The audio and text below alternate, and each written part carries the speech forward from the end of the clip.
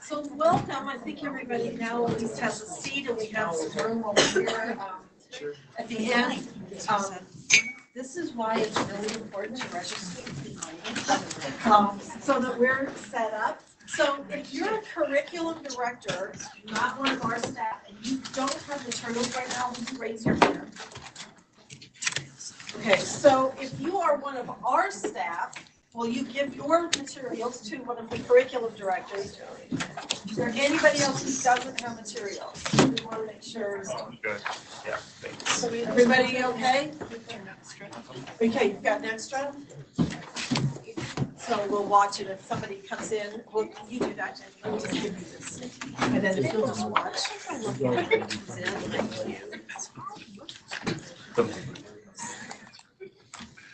And then that means as curriculum directors, you have to share with our staff that just gave up their materials. The materials all are emailed later anyway. They're all available to you, but I think sometimes it's nice to have them while you're here. Several of you asked me before the meeting if they know who's replacing me yet, and the answer to that is no. The job closed on Sunday.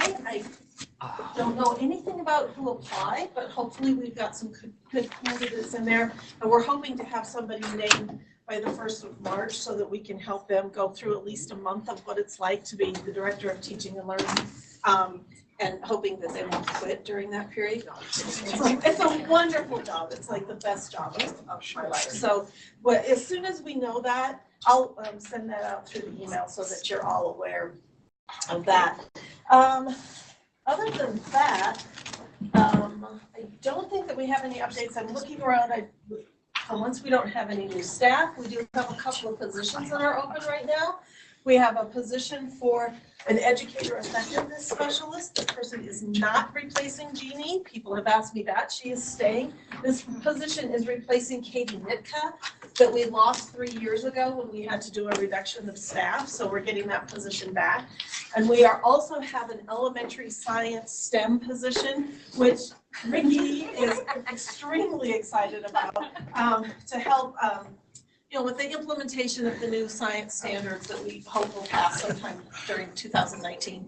So we've got those two positions that are open right now.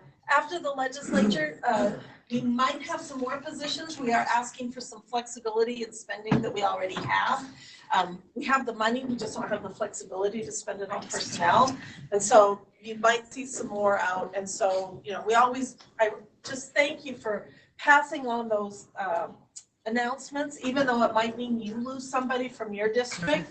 We need good people at the state, so really appreciate you passing those on. And all of us who are here came from a district or a charter school at one point in time. So thank you for that.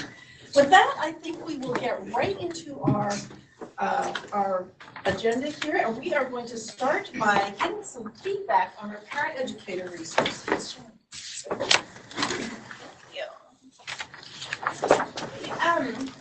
I just wanted to introduce you to our team that we have been working on a lot of different projects related to paraeducators. It's been a collaboration between teaching and learning, student services, and special education. So I represent teaching and learning on the team. And I also have Robert Palmer from Student Services and Ellen Bailey from Special Education. And then Tanya Semerad is not here today, but she's also in special education. So we've had collaboration to make sure that we are meeting the needs of general education, special education, Title I, and a lot of different perspectives of working with paraeducators.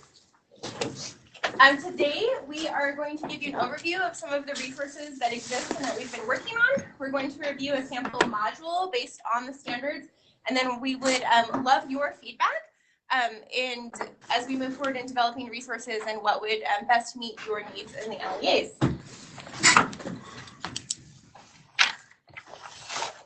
We wanted to clarify some vocabulary. So sometimes we use the term paraprofessional and sometimes we use the term paraeducator, and I have never thought that it made a difference, but apparently there are a lot of legal things and things where it does matter. So we just wanted to explain that sometimes they're used interchangeably throughout the nation, but paraprofessional is more encompassing. It's an umbrella term for people who work in various support roles throughout schools. So they might be instructional positions, they might not be instructional positions. It could be somebody who's working in the cafeteria or recess duty or different things like that. Paraeducators is specifically referring to those paraeducators who work with students in instructional settings. That could be academic, behavior, and life skill settings. They're working under the supervision of a licensed or certified educator. And that could be a principal, that could be a teacher, that they are working under a certified personnel and specifically in instructional settings. So our work today is related specifically to paraeducators, not the broad, all-encompassing perspective of paraprofessionals. And with that being said, I'm going to turn this time over to Ellen, and she is going to give us some background on the standards and the manual, and then we'll jump into the modules. So also in your packet or your folder, there's a copy of the standards if you'd like to pull that out. And it's just a one-page document. Alan will go ahead and explain a little bit. I want to give you a little bit of background knowledge. So the Utah Standards for Instructional Paraeducators were developed as a framework for the important work that all paraeducators are doing in instructional settings throughout the state of Utah. These standards are for paraeducators, and as she mentioned, these are those paraeducators that are giving instructional support but are directly under the supervision of a supervising educator or other certified personnel.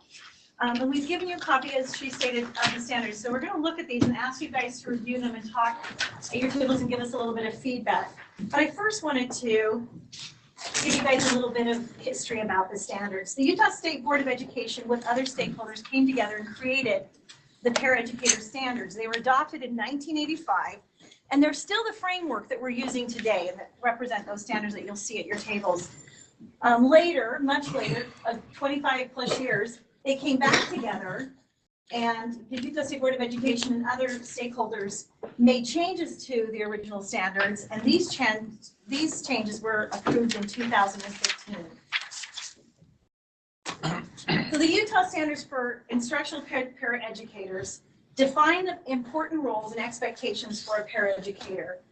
A paraeducator under these standards are expected to be able to support instructional opportunities, demonstrate professional and ethical practices, support a positive learning environment, and be effective communicators. And we're thinking of how paraeducators communicate with students and other individuals they work with, as well as how they participate in the team process. So look at those standards really quickly. What we have in the standards are first the core competencies. And these are the knowledge that the paraeducator needs to do an effective job, and those skills that are required. And lastly, what the supporting competencies are. And these are strategies or things that support the knowledge competencies. And I'll go into a little more depth about that. So under each standard, there are both core competencies and supporting competencies. The core competencies outline the skills and knowledge required for effective performance as instructional paraeducator, and they're based on the Every Student Succeeds Act. The supporting competencies address additional knowledge and skills needed to be an effective paraeducator. Some of these competencies may only be required for specific roles. For instance, a paraeducator that's working with students to provide academics or increase their academic skills will necessarily need to know how to provide medical care or instruction in self-care.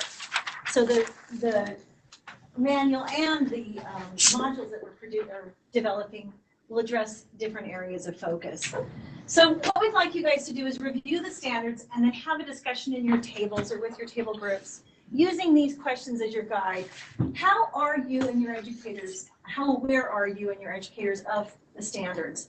What training and supervision are provided in your LEAs on the standards? So go ahead and use those as your guiding questions and turn and talk. We're going to give you guys about 5 minutes to discuss this at your table. Thank you.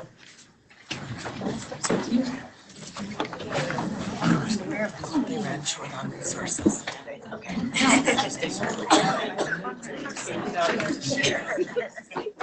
Paris. I've been encouraged. I have no idea.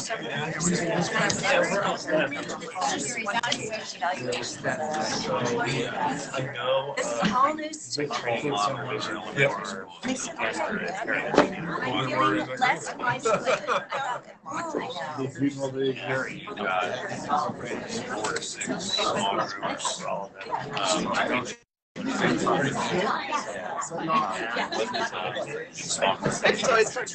We're all looking at you like we're all So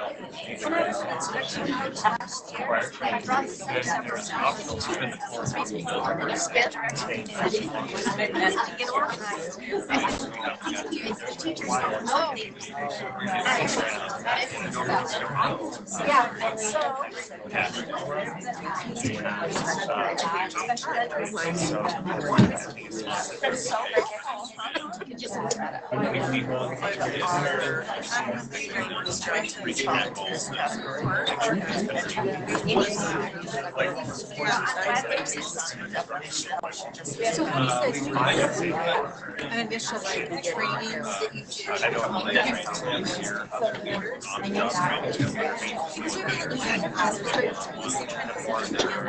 Just a course at the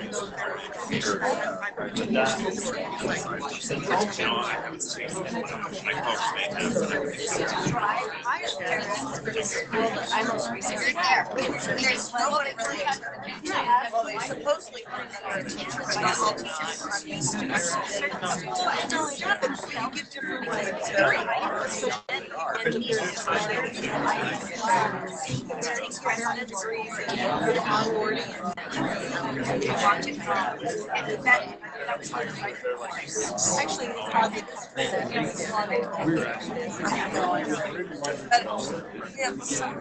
high school, right? So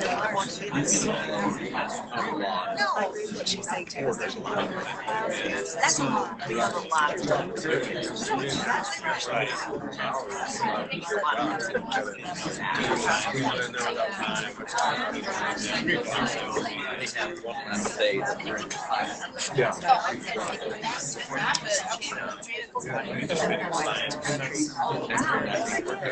You know, I knew of them, but I don't think we're using them in our evaluations. We're educators, like we do evaluations and special education does it. But I mean, I would love to see this.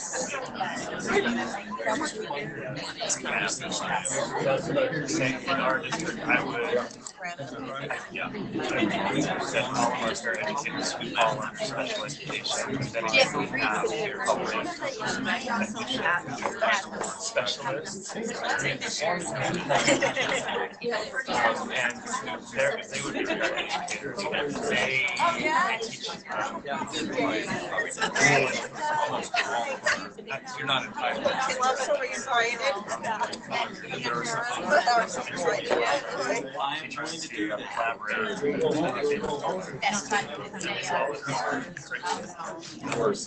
Are we out folders? Just good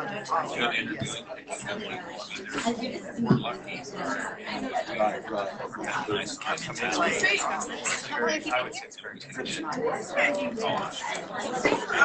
It's kind of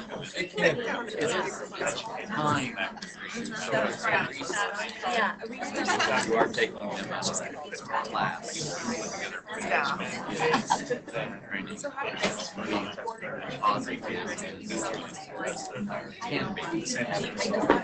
Well, what else?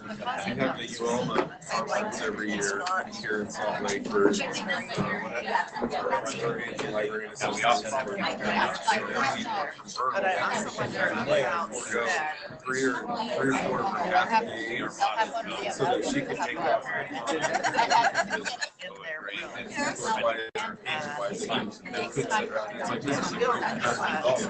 They fall under. Yeah, it's 3 hours here, 3 hours back. But I still like How many educators there are? that's why that question. Special education. Paraeducator may work 5 hours a day. Help 4 or 5 teachers.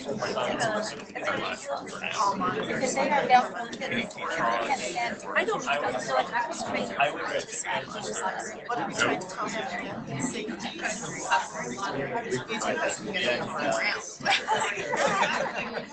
I would have them under figure out how they don't actually.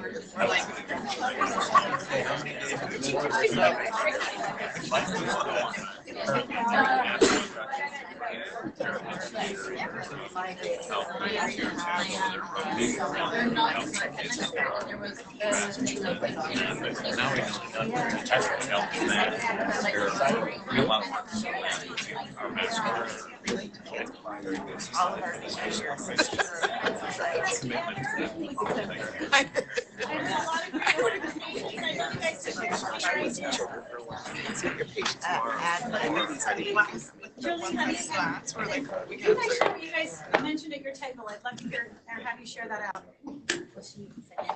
I guess I'll be Jolie. Conversation with us went really well. We were talking about standard 1 on letter E, under skills, where it talks about organized material and be prepared to support learning and the instructional process, and the standards support instructional opportunities, which is what really the role of what the paraeducator is doing. But I feel a little bit of a possible conflict in E, in that one, we don't want our, could there be some confusion for our teachers in what's the difference between preparation and planning and design, so that work that our paraeducators are doing is intentional and targeted to student needs. Right. And then the other piece is a lot of our schools do not have paid preparation time for our paraeducators. And so can that be a part of the standard when that is subjective to based on what time is taken for them to do that? That's a good point. Great, I love it. And I'm not here to answer all those questions. I think that's what we're kind of seeking is where are you with the standards and how are they being used in their locations? Did anybody else have any good comments that came out of your discussion? Yeah, I just want to add something. It's related to this comment and also some other conversations we've had, is that there's a difference between standards and practice, and sometimes we have systems in place that aren't necessarily aligned to standards, and so we need to look at that and kind of see, well, if this is what a paraeducator is expected to do, how do we adjust our schedule to give them some time? Or how do we adjust our schedule to get them the training they need? Or maybe we, like one LEA chooses not to have them plan something in a certain way, but I think like these are the standards in place, and we want to look and see how are we aware of them and how are we implementing them, and what needs to change in our practice if our practice isn't aligned with them. Exactly. And I do think that the standards, and also if you look at the manual and the modules, you'll see that there's a really big emphasis placed on the fact that paraeducators are not the planners and they are not the content experts. So therefore, they're always in a supporting role and they're being given direction and under that direct supervision of the educator that they're working with or other certified personnel. So they really are support and they're not the planners. And even the example that we brought today to show you will help you see that we're really emphasizing that with our paraeducators, that they really have a supporting role and are not taking the lead in those positions. Is there anything else anybody would like to add before we move on? Move on. Really, today we're going to be looking at the modules that we're preparing and getting your feedback. But we wanted to just point out that the LEAs have come to us and said we do have a need to train our paraeducators, and we'd really like some resources to do that. So as Shannon mentioned, we came together with a team of USBE specialists throughout different departments to kind of look at the resources that are available. Let me talk a little bit about the manual. That's the first thing that we kind of looked at, and give you some background knowledge about the manual. So based on the Utah standards for the instructional paraeducator, they developed a handbook. The handbook was developed in about 2009, and we read through it and realized that it's really lengthy and it needed to be updated. So we shortened the manual from 90, or excuse me, we're now calling it a manual, because we shortened it from 90 pages to 25 pages. And we've included a focus in both the general education area and the special education area. It used to be that they just focused on the special education realm, and we've combined those so that it meets the needs of all those paraeducators that are throughout school settings and other settings. The final revision we're hoping will be done in a couple of months. We're in kind of the final stages of that. What we really are hoping for some feedback on are the modules. So let's talk a little bit about the modules. So at this point, we'd like your input on those modules and give you some information about it. We realize there's a need for professional development for paraeducators on what's expected, so that in these modules, we're going to give them a very basic skeleton and information about what the expectations for the job are. They're about 30 to 40 minutes long. So we're hoping that we can have those paraeducators use these modules and have the training done in no more than 5 hours. But they're very basic. Let me just go through really quickly what we have in the models. The first module is an introduction to being a paraeducator. 2 through 5 go through the 4 standards that we've talked about, and module 6 is the foundational, the foundations for special education. They have a really special education focus. So like I mentioned, we're going to show you a short clip, and I want to just talk to you a little bit about that. What we decided is 3 things. We wanted it to be simple, inexpensive, and short. But there is limited engagement and interactive activities. And as I mentioned, they're about 20 to 30 minutes long. And we hope to get them done in the paraeducator to be able to be trained in less than 5 hours. We recognize that we could add more engagement and more activities, but in doing so, it would lengthen the manuals, and it would also be the cost of doing so would also be greater, and it would increase our development stage. So with this idea that paraeducators not only need to be trained like in the basic understanding of what their job and their role is, but that they also need specific training in the areas that they're involved in, whatever instructional areas they're involved in. So there is a lot of time for them, to be trained, and there is a need for us to look at their needs and also respect their time. So we're going to have another discussion. First, we're going to look at a clip, and then we're going to talk about that for just a minute. You can help me think about these things while we watch. Okay. So we're going to have you talk in your groups and decide how important is it to train your paraeducators on the standards, how much time should be devoted to training your paraeducator on the standards, and how important are the engagement interact activities. Think of this as being the video clips that we're going to add, the pictures, the case studies, and the scenarios, which we've kind of limited. And do we need more of those? So let me just set this up really quick. So this module is going to show you a standard, and then it's going to discuss the competencies within that standard. And we also are giving you an example of a question that may be asked during the module.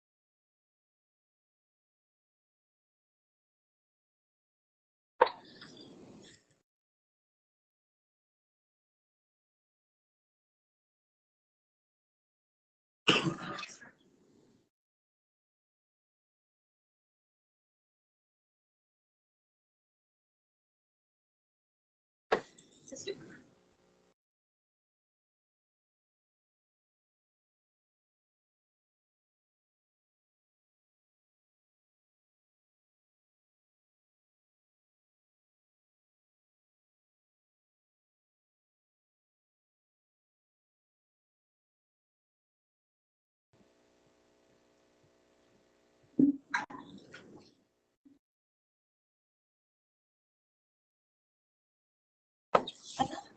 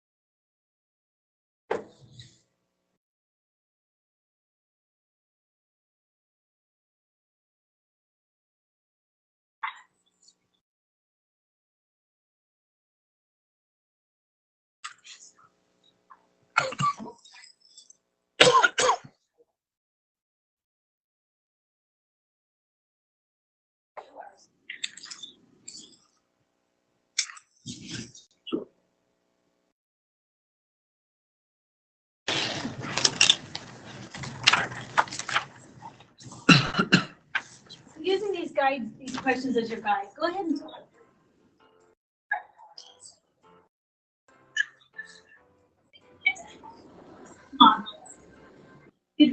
to see in those modules. That's the feedback we'd really like from you today. Using these as your, let's go over the questions. How important is it to train your paraeducator on the standards? How much time should you devote to training your paraeducators on the standards? How important is more engagement and interactive activities, such as video clips, pictures, case studies, scenario questions in those modules? Go ahead and have a conversation with you about that. It's very important to train them.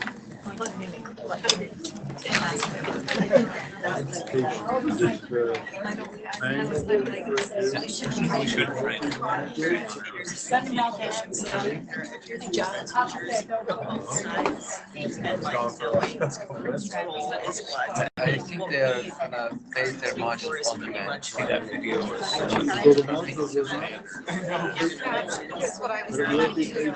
Yeah. That's what I understand. It's important to understand because they apply to More on demand modules. a lot of like weird stuff. Like when it's, almost the supervising teacher has a very because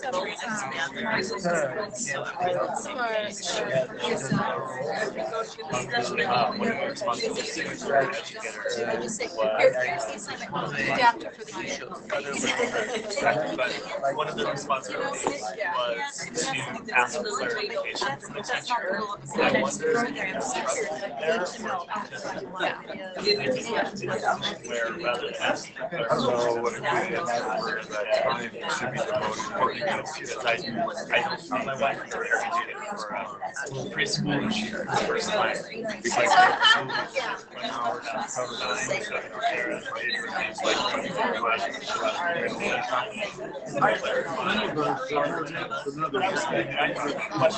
clarification. Setting up Right there with you. I don't like our an hour.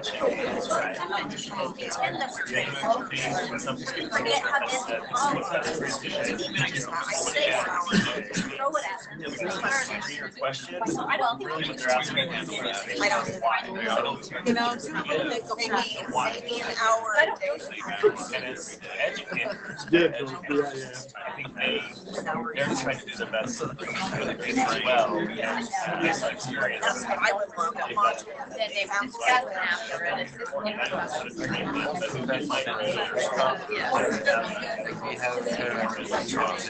I think that would be more helpful. Spending so much time on That's steps. where they're at. Much easier.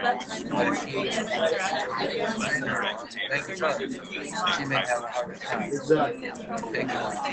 Yeah. It's felt very much like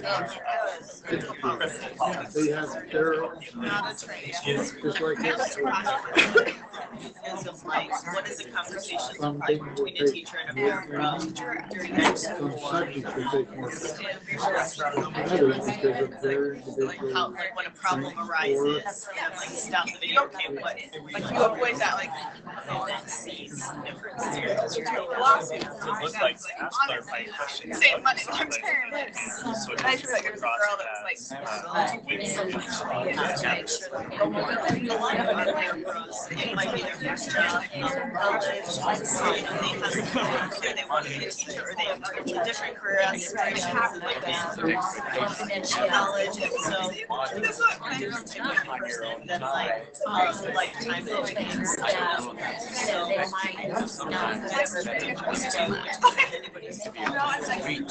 Having an onboarding process. See what's going on. They can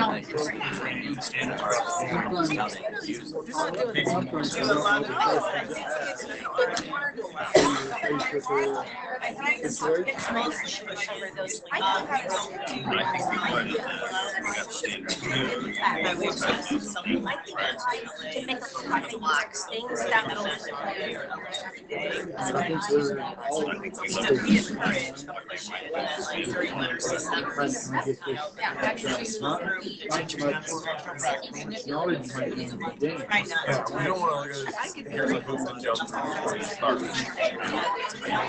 30 seconds to wrap up your conversation. You know, getting an onboarding process. Once you're done with Schedule it away. what about those that we've had for 20 years?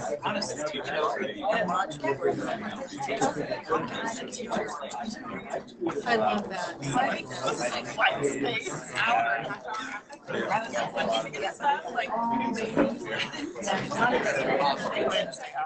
There's always Go a ahead and complete your last position. We'll bring it back in 5, 4, 3, 2, and 1. Thank you. We're going to have an opportunity for you to complete a survey in just a moment, so we won't share a whole group, but I appreciate all of the things that we heard at the tables. Another thing that we wanted feedback on was having tools available for evaluation and providing feedback to paraeducators. We're just wondering what process your LEA uses for evaluating and providing feedback to educators. Do you have forms for evaluating and providing feedback to educators? And would you like sample forms from USBE? So for example, this is a form from one LEA that they use. It's not necessarily aligned to these standards, but we're wondering, would you like something like this developed around the standards, or if you already have things in place in your LEAs and that is not a need? So if you want to go ahead and just maybe have a 2-minute discussion at your tables about what are you already doing to provide feedback, and would you like some sample forms from us? We'll have 2 minutes for that conversation. We didn't know that.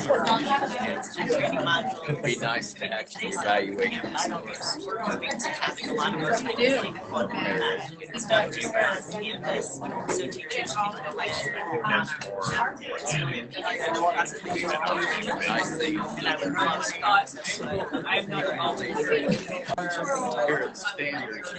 That's our policy. That's a lot of that on. It would be the perfect. I mean, for some, like, Take all the paraeducators. in an auditorium.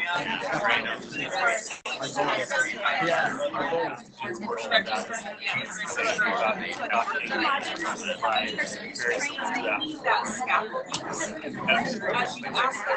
guess the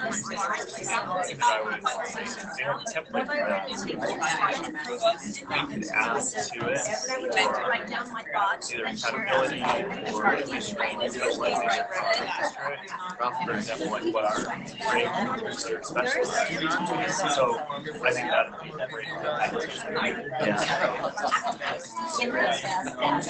great. How much time do you give to type job description? So basically, job description, and then there's a highly effective. I'd be thinking 29 hours a week. That's what And then just did the PDF pathways of writing the guidance. So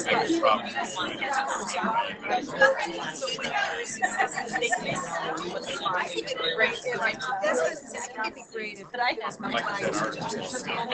Yeah. I think so. I'm not new. That's what I'm trying to say. I've been around these Nice. routes. We can go ahead and bring it back together. Okay, the last thing that we would like to do is to get some feedback that we can collect from you regarding these conversations. So if you could go to this link on your laptop. If you don't have a laptop, this will also work on the cell phone. But there are a couple questions that are multiple choice just to kind of get a gauge of where the group is at. And there are also some open-ended responses. I heard great comments at the table, like would the paraeducator actually sit through and listen to those modules? What would be the purpose of having an evaluation form? So if those are things that you were thinking about or talking about, if you could include that information in the survey, that would be very helpful to us. We, as a team, felt like the modules were boring, but we're also like, what else do we do? You know, like what else is appropriate for the situation, knowing that they don't have a lot of time for training. We don't want to spend a ton of money, but if you have ideas of ways to make it more engaging or make it more meaningful or make it more useful in a realistic situation, and that's exactly what we want feedback on. So it's just tinyurl.com/paraeducatorfeedback, and we'll just take the next 5 minutes to have you complete that brief survey. And make sure that you click the February 12th curriculum directors meeting so we know that that's where this feedback came from. And we would appreciate that. And then as you complete that, I'll turn the time over to our next presenter to get ready. So we will take 5 minutes. Yeah, 5 minutes, and then whoever's on deck. Yes. Yeah. Yes, the training very simple. Trainings for sources.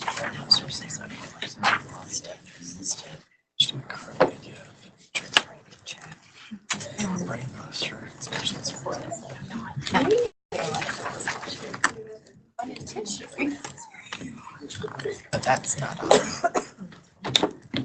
Standards or anything. But then they can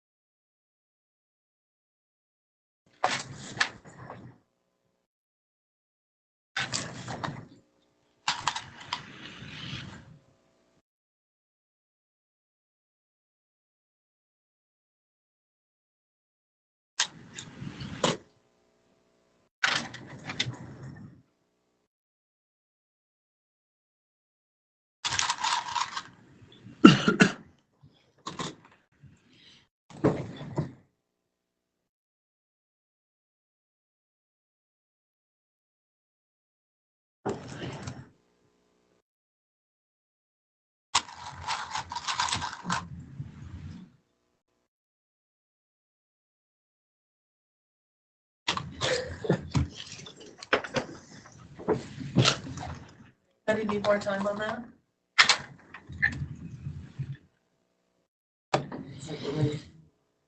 So as you know, for the last 4 years, we've been working on licensure and changes to licensing. And so we thought that it would be a good idea to have just a regular quick update because things are starting to move more quickly now. So Travis is here to talk to us about what's going on with licensing. Well, good morning. Won't take too much of your time. I just need to.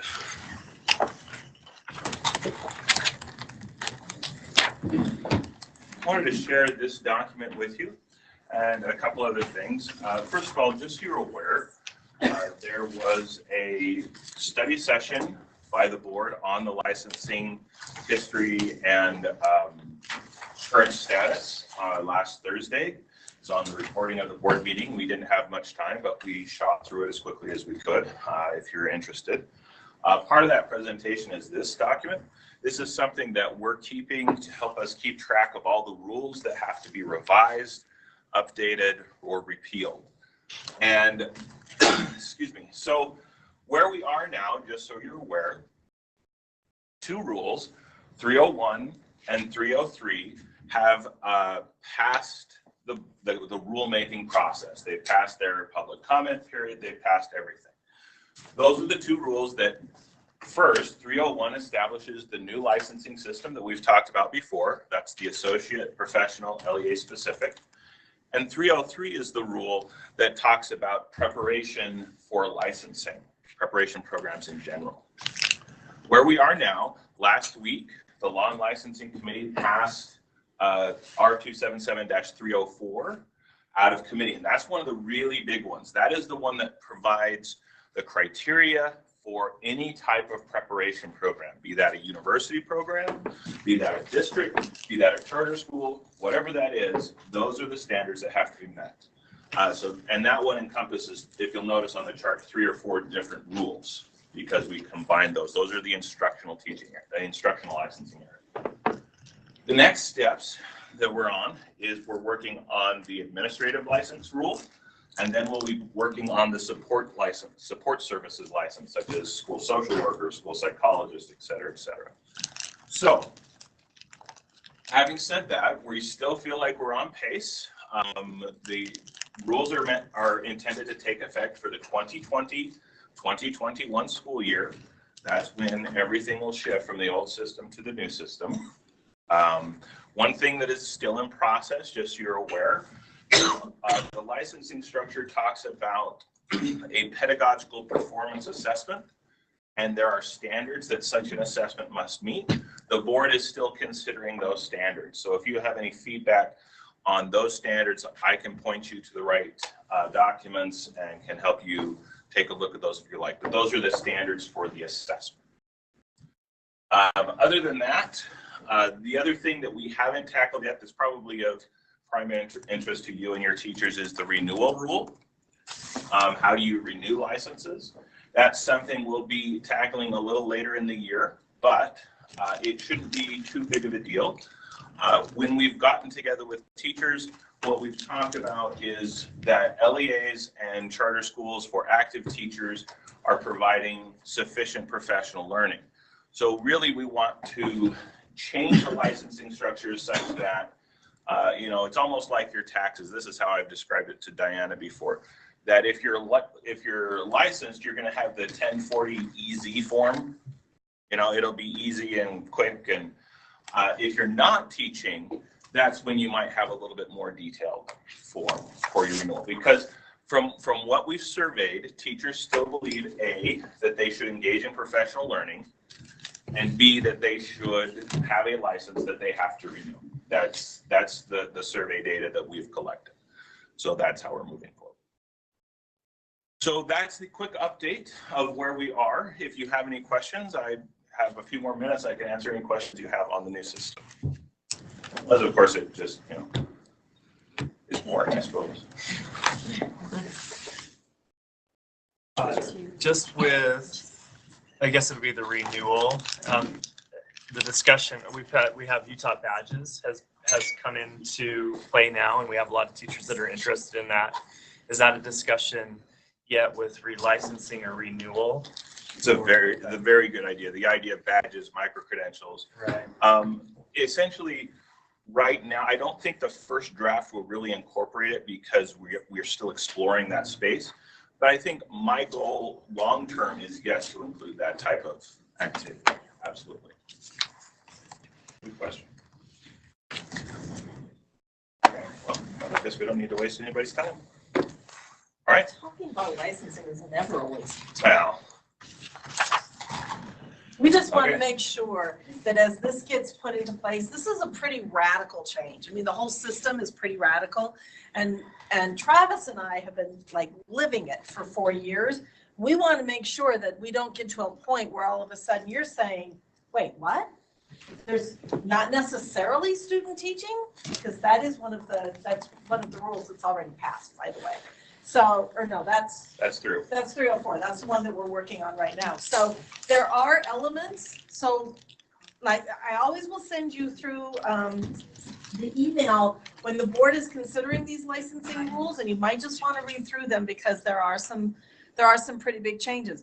We've talked about 304 and sent out information before. We're really moving in a direction of looking at competency instead of hours, which is why I made the student teaching comment, because we don't care how many hours it takes for somebody to show that they can actually manage a classroom. But when they can demonstrate competency in the list that we have as part of 304, then they're ready to move on. And we've been working really closely with the universities to help them understand that, probably less closely with you all to help you understand that. But please, work with your universities as they're going through this system, because clinical placements will be extremely important to making sure that we have high quality teachers coming out. So it seems like it's just rules, but it's really, this is a game changer in terms of teacher preparation and licensing. So do keep track of it and send your questions to Travis. It's not me. I guess I'm confused, or I'm concerned here a little bit. I mean, we're going away from the hourly requirements at college or university. And I understand that we're also kind of leaning away from the praxis test. So what's the thinking in terms of how the competencies are going to be measured? So in order to receive your professional license, an individual must have two things primarily. There's a couple other things, but two things primarily. They must have the recommendation of the program they completed. So they must have completed a program that's been approved by the board, whether that's a university program or a district. We've looked at it, we've said that this meets these requirements.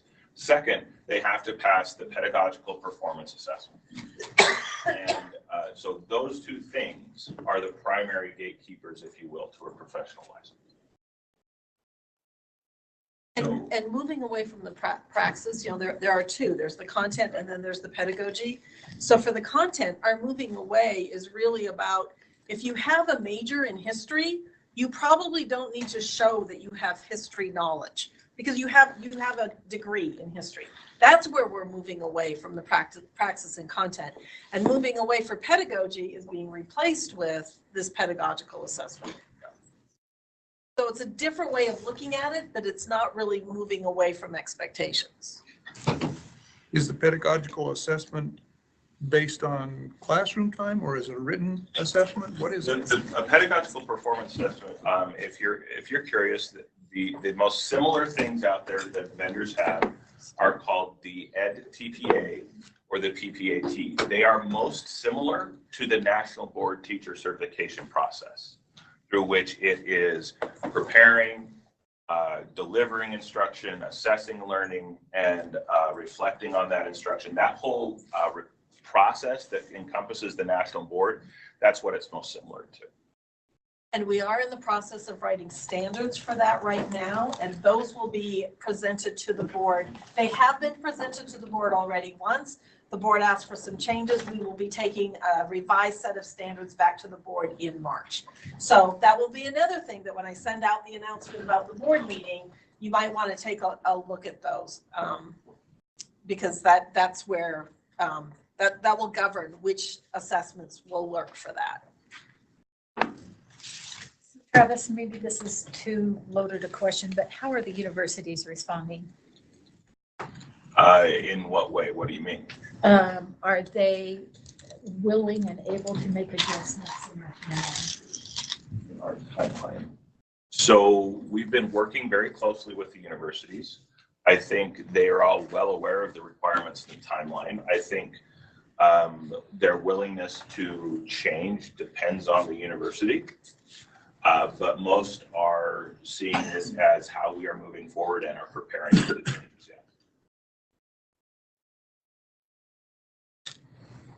There's certainly one of the things you'll notice, particularly for some of the board meetings, is what we work very closely with the deans of education, with their accreditation folks, but there are certain faculty members that are very upset about it. And there always will be individuals that are upset about it, but in general, the universities are moving forward. And what will the approval process of programming look like? Ask me in a year. We're not there yet. Like I said, we've been We'll get working there. on this for 4 years, and it's probably, like Travis and I talk about, will we really be ready in January 2020? Because that's really coming up We'll close, see. and we're working on it. We're really gonna working try. on it, yeah. Okay, thank you, Travis. Because it is just that happy time of year, we wanted to take a moment and just do a brief legislative update. We'll go into a lot more detail when the session is over and we know how everything falls. Because right now we're right in the thick of things. But I wanted to point out a couple of things that you might want to keep your eyes on that will change how we do some things. So we do have some early childhood coordination amendments. We have the the high quality preschool. We have two bills that we've been working on with that. This will bring those together so we'll have a single preschool effort. And so we are in favor of this bill. The health education amendments has died, so we probably should take that one off the list. So we're done with that one. The incentives for statewide assessment performance. This one I don't know a whole lot about because assessment isn't my world, but it is Representative Winder is one of the representatives who's very interested in education. You see his name on more and more things, and so I believe that the bottom line on this one is that it would allow teachers to give an incentive for student performance on the statewide assessment. So they could do things like, say, if you take this test, you don't have to take my final, or if you do well, we'll use that on your grade, or those kinds of things. The public education exit survey has passed through the House and is onto the Senate.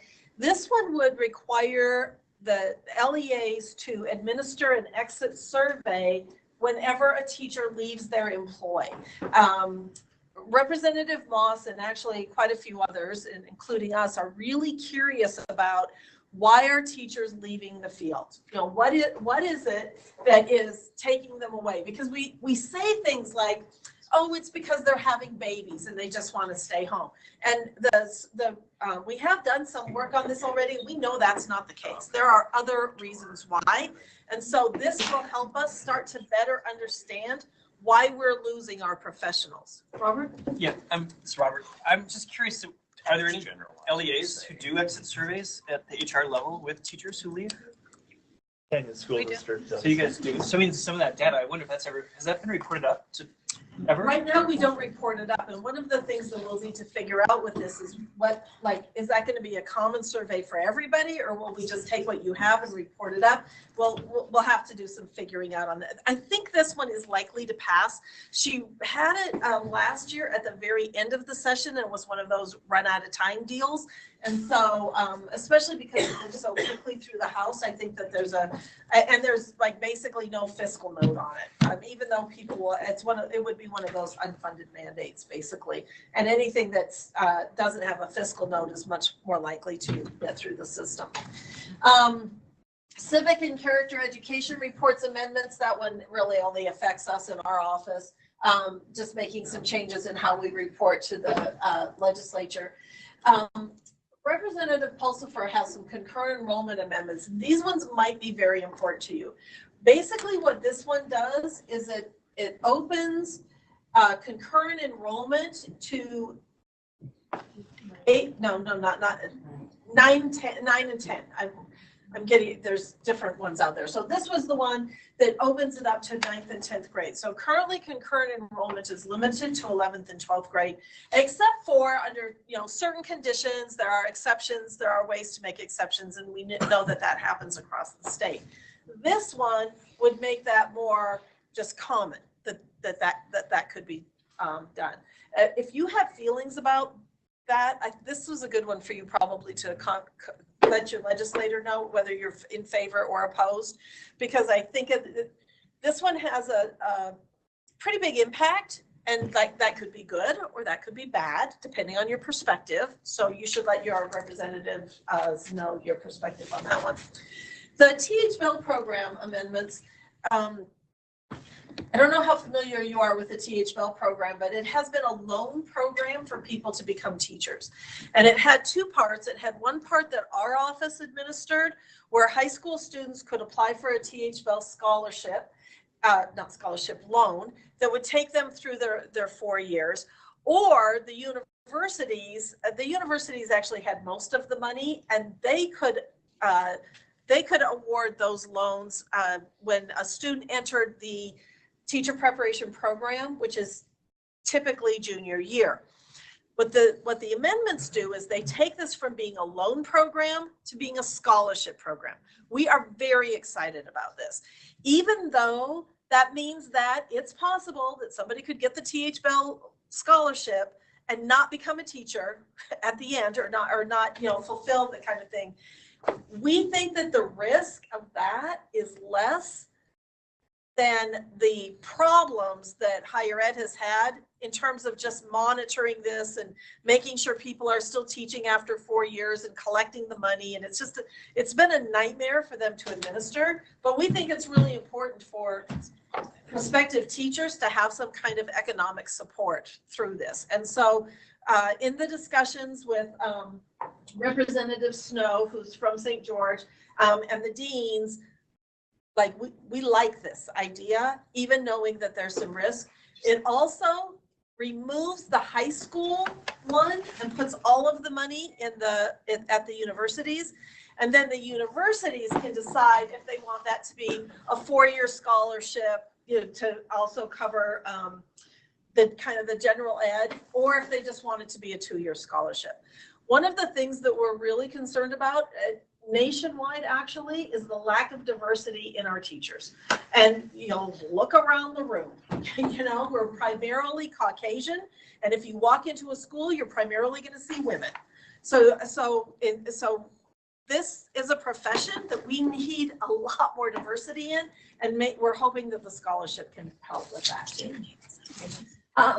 There's also HB 306, enrollment preference for military children. This one is a charter school bill, and this would give military children preference in admissions to charter schools if that's what their parents desire. So that one. Okay, then, yeah. Before you switch, I was going to ask about HB 140, sorry. With that reporting, does that adjust anything for us as districts or LEAs reporting based on the civics test and the number of kids who have passed that, or when they pass it? Does that adjust anything that way? Sure. So there's a civics report that was required. Had nothing to do with the civics test. Okay. That I was also mandated to cull data from the districts as well regarding what you're doing around civics. All HB 140 does is it conflates those two reports into one report, where I will ask you, you're not going to be mandated, but you better put stuff in the meeting. So that's how that works. And luckily, you still don't have to worry about reporting. We're trying to work on the other piece, the civics test, to see if we can't give you some other options, but it's nowhere right now. All right, thanks. Which means nothing this legislative season. Nowhere, right? All the bills, I should mention this too. All the bill, there can be no more bill files opened. There can be more bills numbered. So we are aware of some bills that are being still written that you're not going to see on this list because they haven't been numbered yet. And so next month will be, well, let's see, by next month the session will be over. And so we'll be able to tell you what actually happened. But we're getting to that point where there's probably not a lot more coming out and definitely no new ideas, okay, at this point in time. Okay, the teacher salary supplement amendments.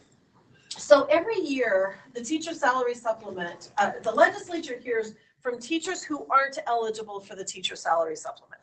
The teacher salary supplement legislation is very, very specific. You have to have a degree in the area that it covers. Certain sciences, I think chemistry, physics. Integrated science and physical science. Integrated science, physical science, mathematics, special education. If you have a degree in something else and then later become fully qualified in one of those areas, you don't qualify because your degree was not in that area. If you get something like a math education degree, which isn't like as a master's degree, which isn't a math degree, you do not qualify for these. So every year the legislature gets inundated with teachers who know that their neighbor is getting this money and they're not, when really they've taken all the same courses. It's just a matter of they didn't get the degree, okay? So Winder has opened up, or not Winder, Snow has opened up this bill to think about whether or not this can change. I think the last fiscal note that would open it up to like anybody who was qualified in those areas, I think it was something like $14 million, which is sort of a deal breaker. So we have submitted a couple of different possibilities, like, well, what if you were a level 3 math teacher, you might get a half award or something along those lines. So this is kind of an interesting one to watch. We hate that it's been so controversial and in this fairness realm, but we hope that it will continue to attract the teachers in these areas that are considered to be high needs areas, as reported by the superintendents. The next concurrent enrollment modification one, help me remember the name. Oh, the teacher qualifications, thank you. So this one would change the teacher qualifications, so to open it up so that more people could actually teach concurrent enrollment. This one doesn't carry a fiscal note. I don't know where higher ed stands on it. I'm suspecting they are not supportive because it would allow a lot more high school teachers to teach. And then of course there's the base budget. I'm not going to go into any detail on that. The intervention for reading difficulties sunset amendments, that would just kind of change that program. And one, I will tell you about one bill that hasn't been numbered that is probably going to be a big one, is to take all of that early literacy stuff that's out there and combine it in one nice package. And that's partly why this one's being sunsetted, because that would be part of that big, nice package for early literacy. Jennifer Thronson will be here a little bit later, and if you have more questions about that, she can certainly answer those for you.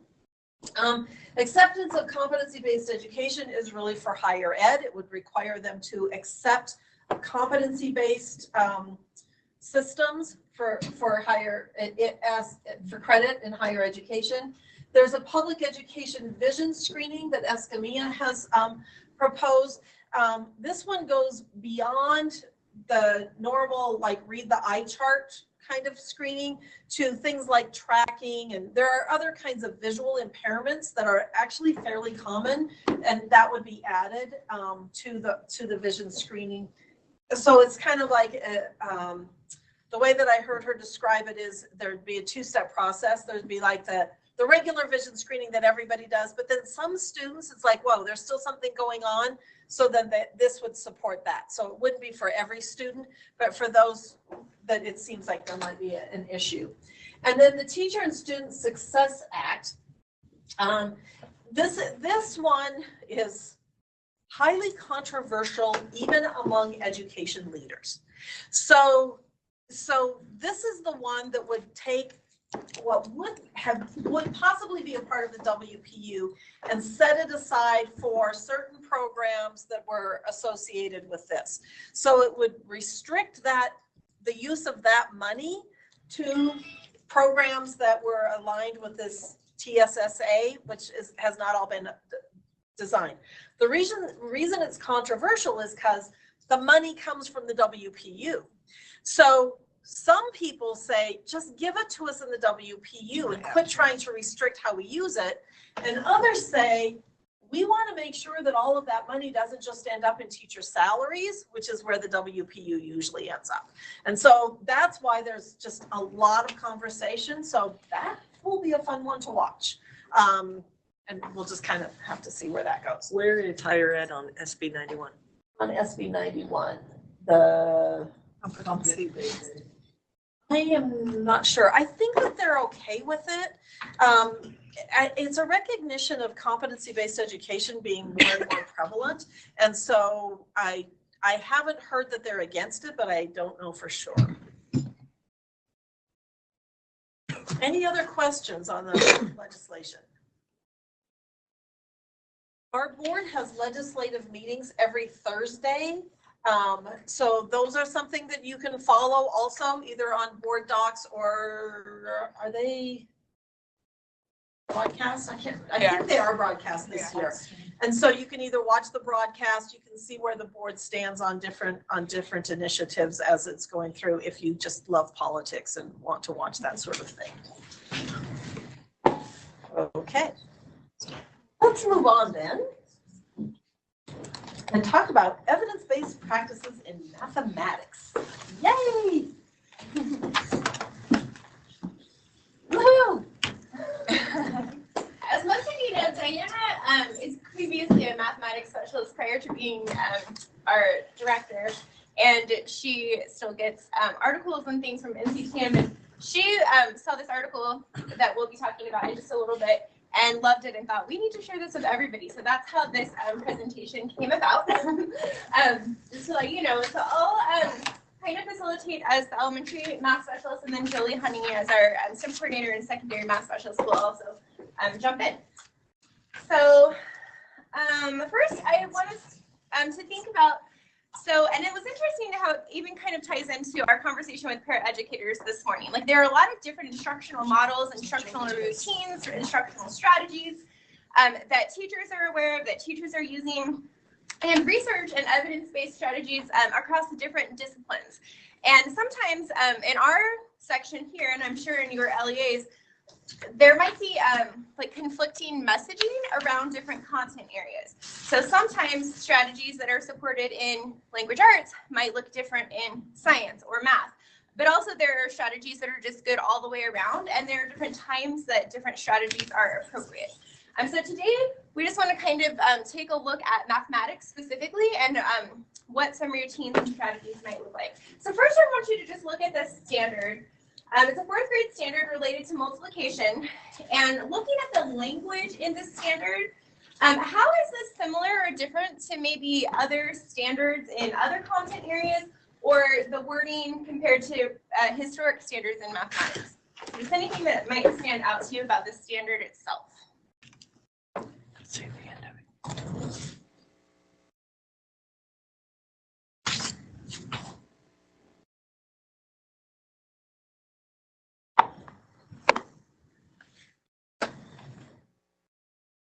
How about the way that we illustrate and explain?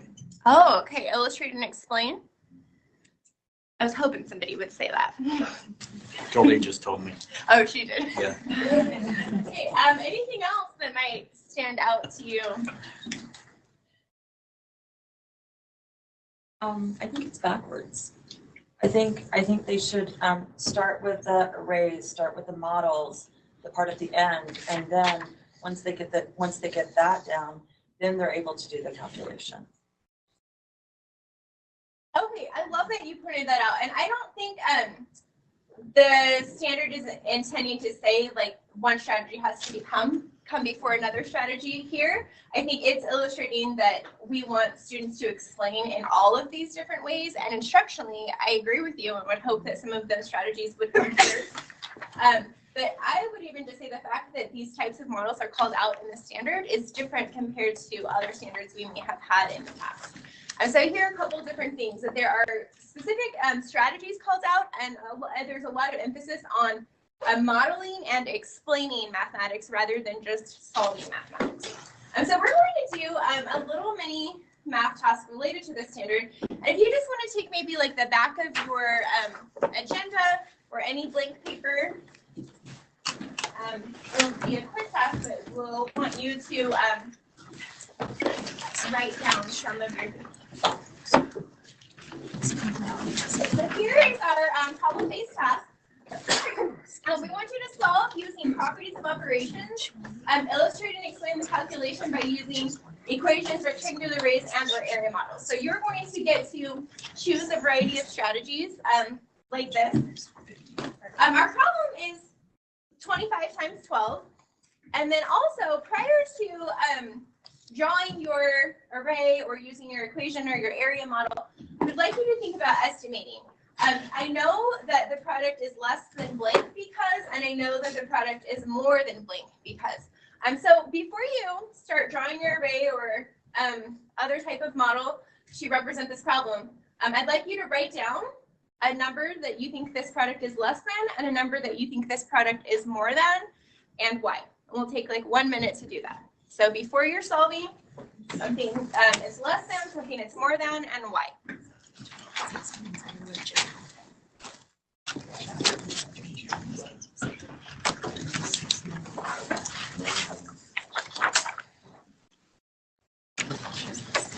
I mean, kids. Probably 250s. Stopping it.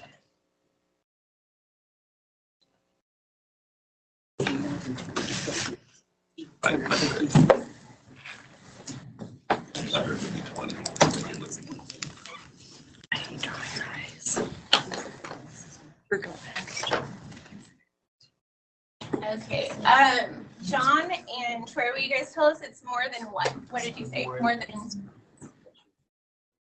200 because 20 times 20 times 10 is 200. Just at a moment of doubt. 20 times 10 is 200. I trust your math abilities. I have heard parents tell you that you're responsible for math instruction too on the books, so I trust you. Okay, so how many of us also said 200?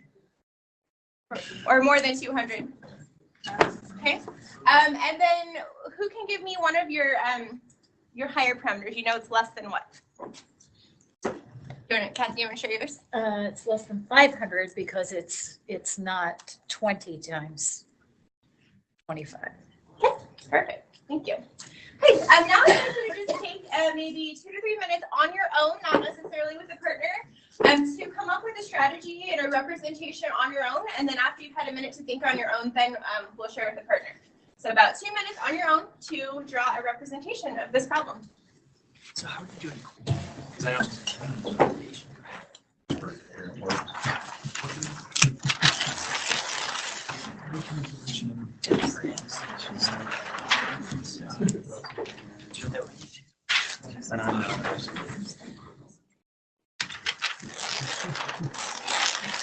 Just draw how your own brain would solve this.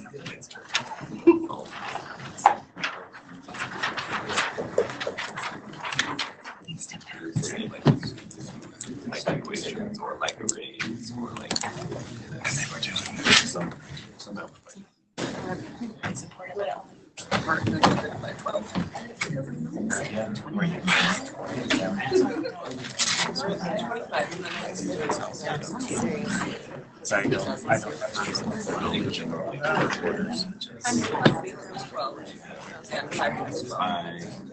plus 2. Right. 20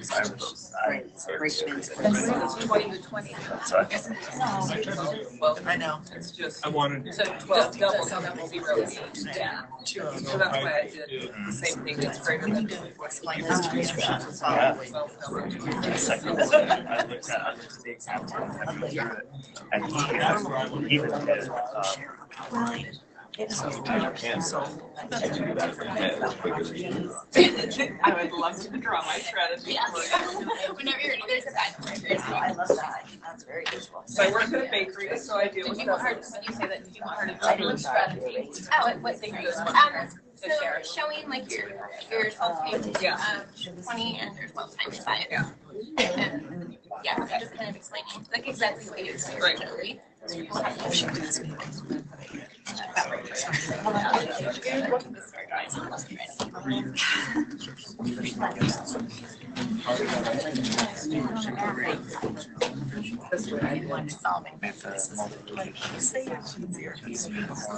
This problem, I think it was a bad way to remember. I think this one I was like, yeah. This one I first started well. I'm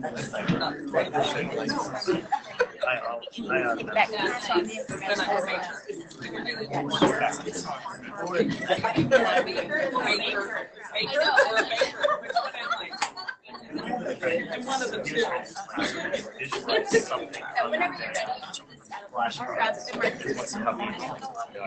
Whenever you're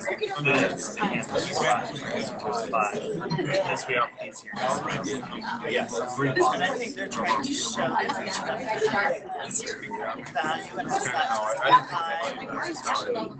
and actual value. Three times, so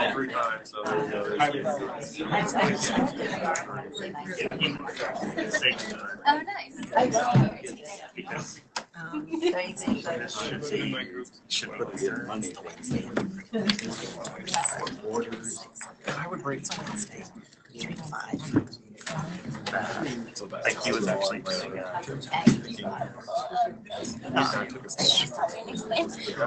I'll grab you.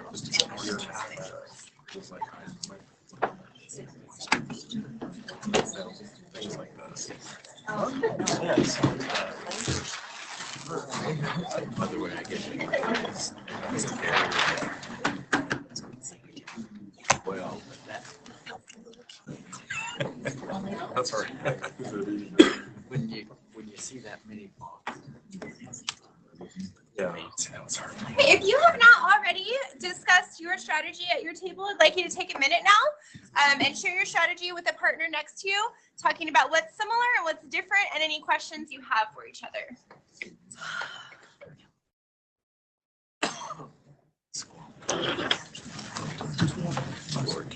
Seen this one too, right? So similar to yours either way. So 2 times 1 is 2. I'm not a mathematician. Yeah. 1 times 5 is 5. 25 times 10. 25 is 10. Yeah, 50. And you add it Two up. more, so 25 times 2 is 15, and add So then we 26. have 5, 1, 4, so that's all in one section. Break down the little trees or whatever. Okay. What's the right way? This is the way I love to see things. I share it hers.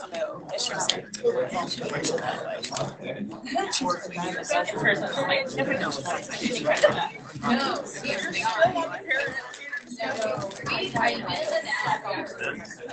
I found it, I'm like, nope, I'm good. So All right, you want to go ahead and take a couple seconds to wrap up your conversations at your tables? 30. Wow. $1 at a time. How many families? Okay, we're going to have a couple strategies shared. So as these wonderful participants are sharing their strategies, I'd like you to just think like, first, do you understand their strategy? And then how does their strategy relate to your strategy? And then how do their strategies connect to each other? So we're going to start with Adam. Will you go ahead and just explain your thinking to the group?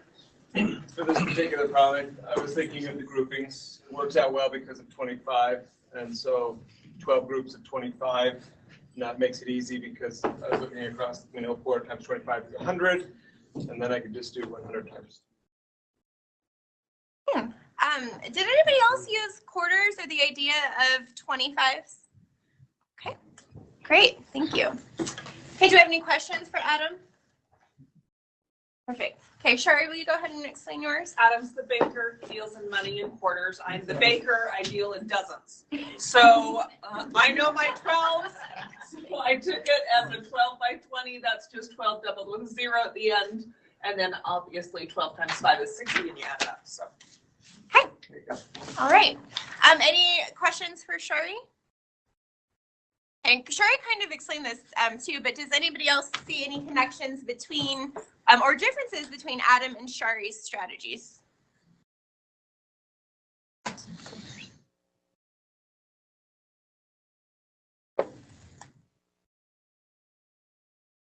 Yeah, Robert. Well, just that she knew her times tables for 5 times 12, you know, so she had that piece. And so it's kind of like, here's an unknown, and then I'm going to add that to a known. So. Oh. This is more of an addition. Taking 4 to get to that. I mean, you multiply, but you know, you're 4 quarters. Okay, so it could be like more repeated addition used here, more multiplication here. And so I also hear Robert saying that sometimes we might know some facts and then we can take those things we know and then easily apply them to things we might not know. Okay, awesome. All right, Stacy. So I chose to do an area model and use 10s and 1s. So I broke my 25 down into 2 10s and 5 1s, and then my 12 into a 10 and 2 1s. And then I drew a rectangle that has those dimensions. And then looking at it, then I have a 10 times a 10 to make this square, and a 10 times a 10 to make that square. And then my 5 1s, that's 10 tall, so 5 times 10 is 50 for that area there. And 2 1s by 10 across here, because it's 10 across there, is 20 here. Same thing here. And then this area has 5 1 by 2 tall, so it's 10. And then I can just add all those up. I would like you to turn to a partner and choose one of you to repeat Stacy's strategy to the other partner. We'll just take about 30 seconds to do that. So it's basically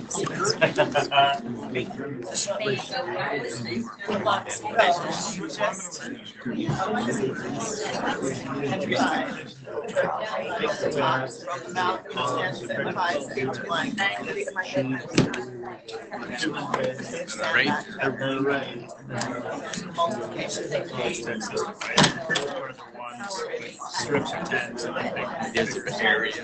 You can extrapolate, right?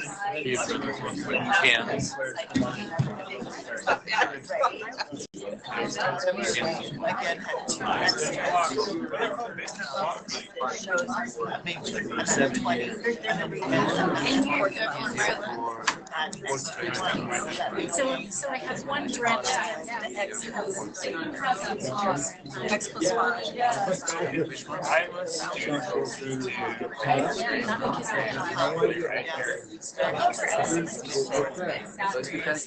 that's why I said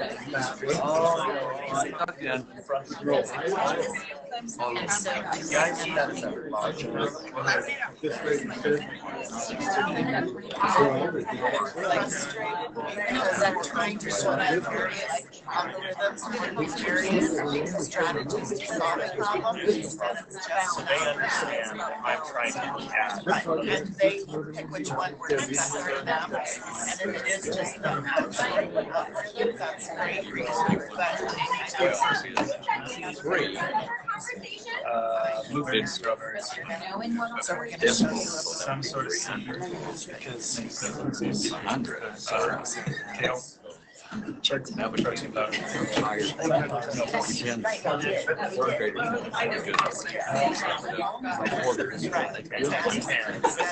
it's like this almost. In 5, 3, 2, and 1. try that again. Great, thank you. Now I'd like us to take a minute and think about, we're going to shift our minds from thinking about the problem to thinking about the strategies that were just employed in instruction. So if you want to take your same sheet of paper, we're just going to do Quite Right for about 1 to 2 minutes. Write down what were some instructional strategies that took place in the last 10 minutes. What was I doing as the instructor? What were you doing as a participant or student in the classroom? And we'll just take about 1 to 2 minutes to do a Quiet Right of what was the teacher doing, what were the students doing, and then after you've had a minute to write through that quietly, then we'll have a discussion on our tables.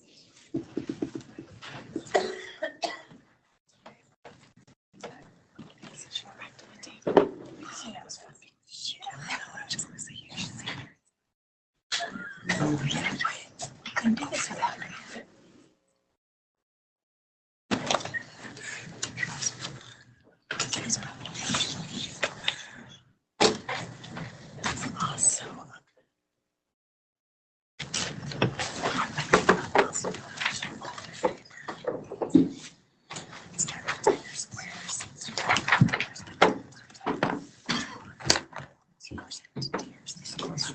What's the teacher doing instructionally?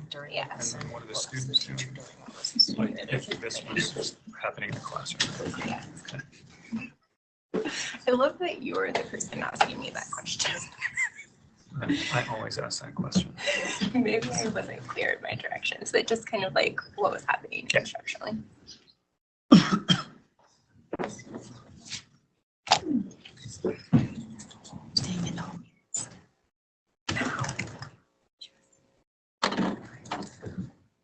Just manufacturing plant up in Clearfield.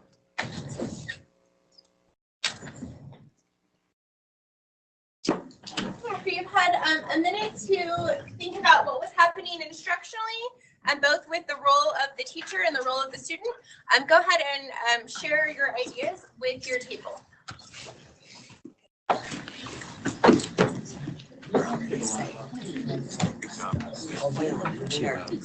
Take your time.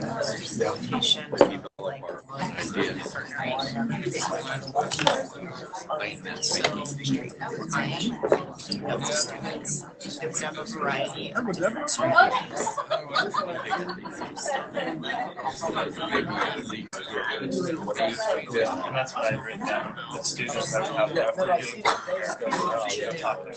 exactly that. And my notes is hashing it out and having a discussion. Going down to that I still was stuck. Yeah, I think starting with I know it's kind of out of the question. This problem, solve this problem. The start of teaching, in this case, is funneling the discussion. If I did that one, so in this case, if they want to turn people to what is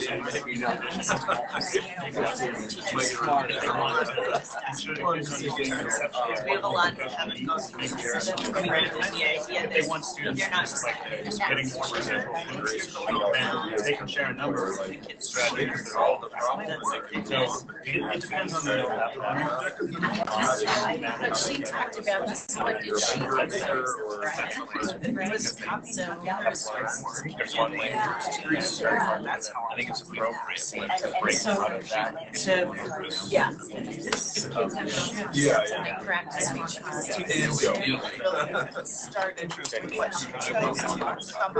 Even when I do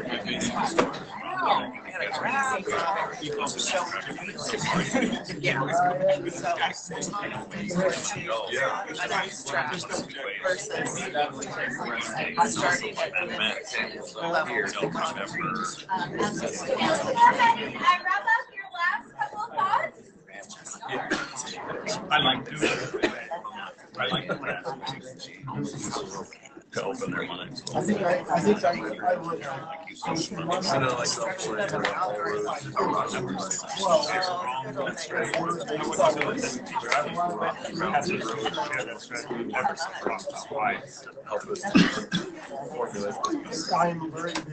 All right, thank you. I love how engaged you are in this conversation. We're going to watch a quick video clip of instruction related to the same type of problem that would fit within the same parameter of that standard of 4 and BT5. And I'd like you to just think about how is this similar or different than what we just experienced, and also what are the students in your LEA experiencing. So this is just a quick look at about a 1-minute video.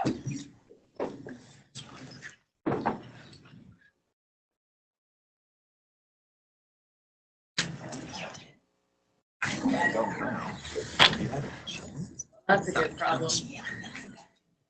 Okay, Jolie, start explaining since we don't hear the sound. It was working earlier. There we go. I have to carry my tens. Okay, now I'm gonna show you.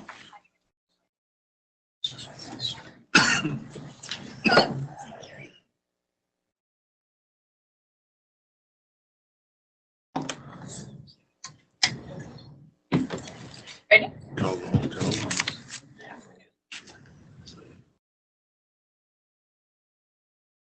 I think so.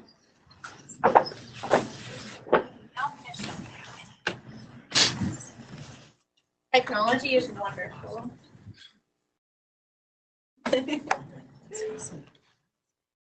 So what's the word? I can't take that. What I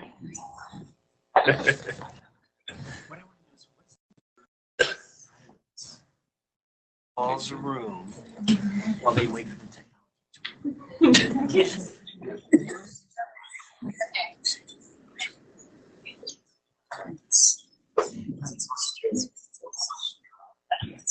It's like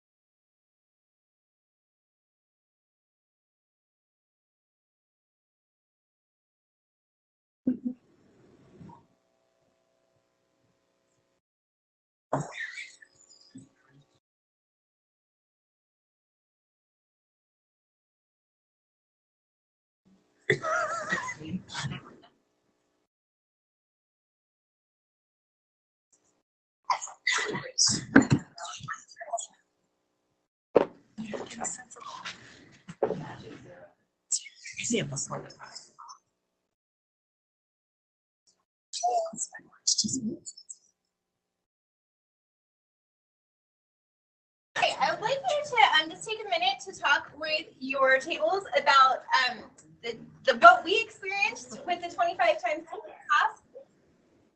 Hi, Sarah. Hi, Sarah. And what we saw in that video, and kind of just comparing and contrasting the two experiences, and then also relating that back to what are the students in your LEAs experiencing. And we'll go ahead and take a moment for that. Reorganizing it. It was very much the way I learned. Transfer to others. And I was very good. So I did. Probably when I started that.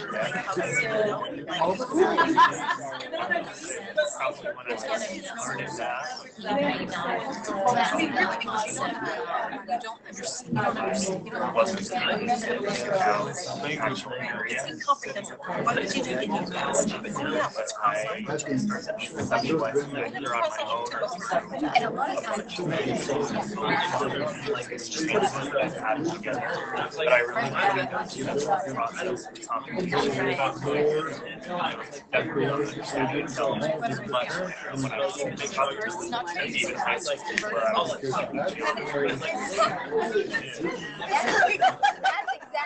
Stop thinking it.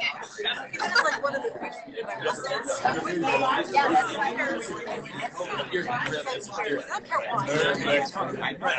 when you get right up the answer, and I still struggle with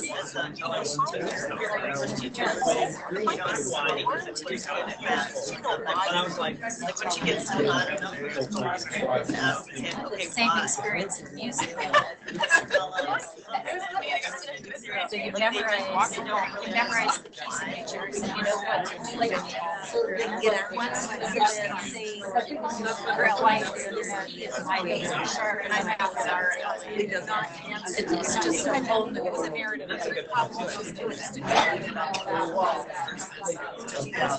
And we moved to our middle school, high school this year.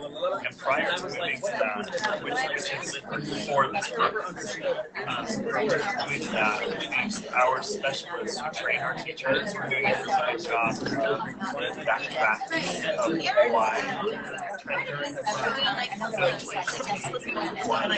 there's a lot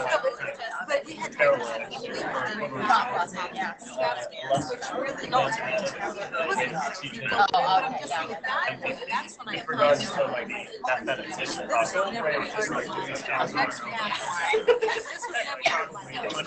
much through this. We had high school, right? They are very, or whatever.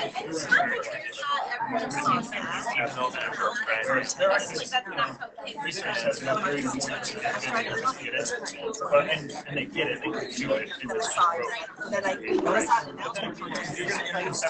understanding and growth.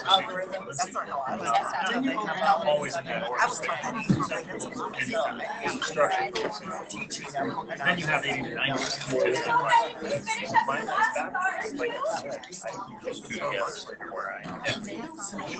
And then balancing it, making sure that there's a balance.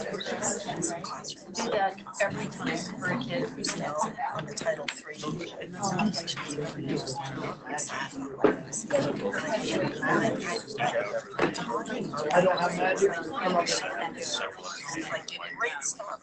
You guys mind sharing with the group, like you're talking about the balance. All right, I'm going to have this table over here share a little bit about their conversation. So I think Nate, okay. We spoke about the need to balance this idea of conceptual understanding with procedural We'll fluency. wait just a second. I think half of us are back in, some of us aren't. Okay, go ahead, Nate. Okay.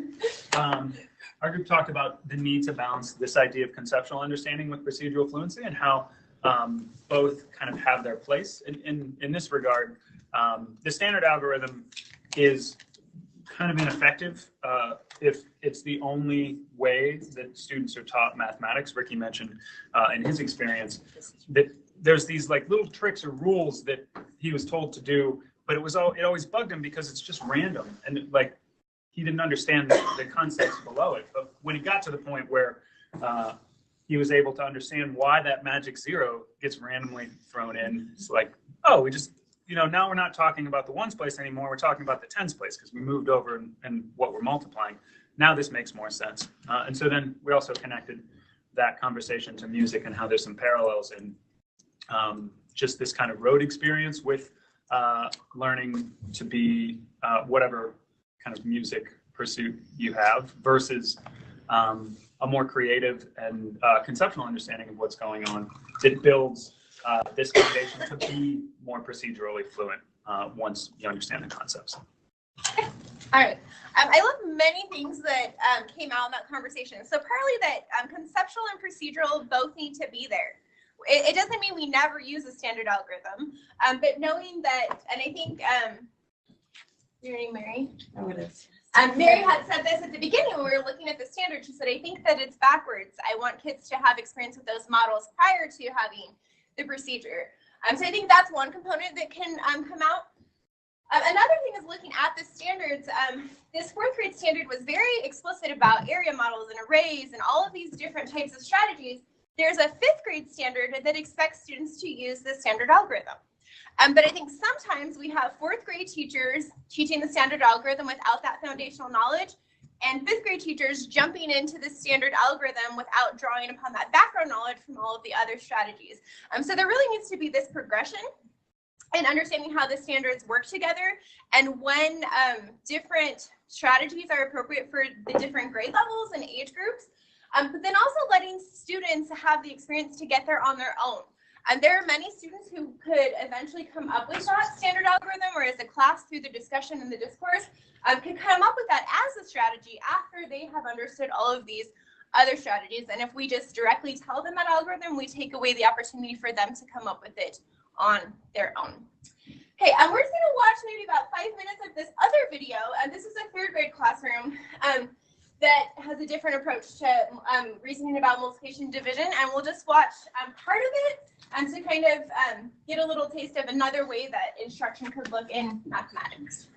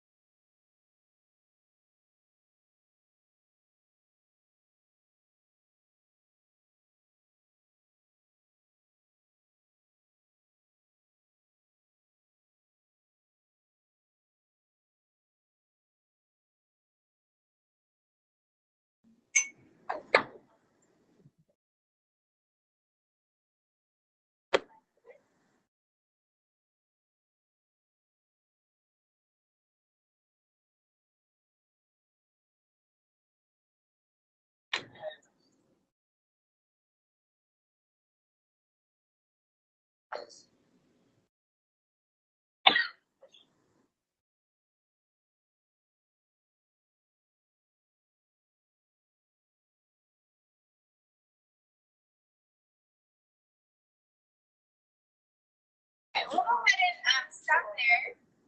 I wanted just to see how some of this instruction could look with students.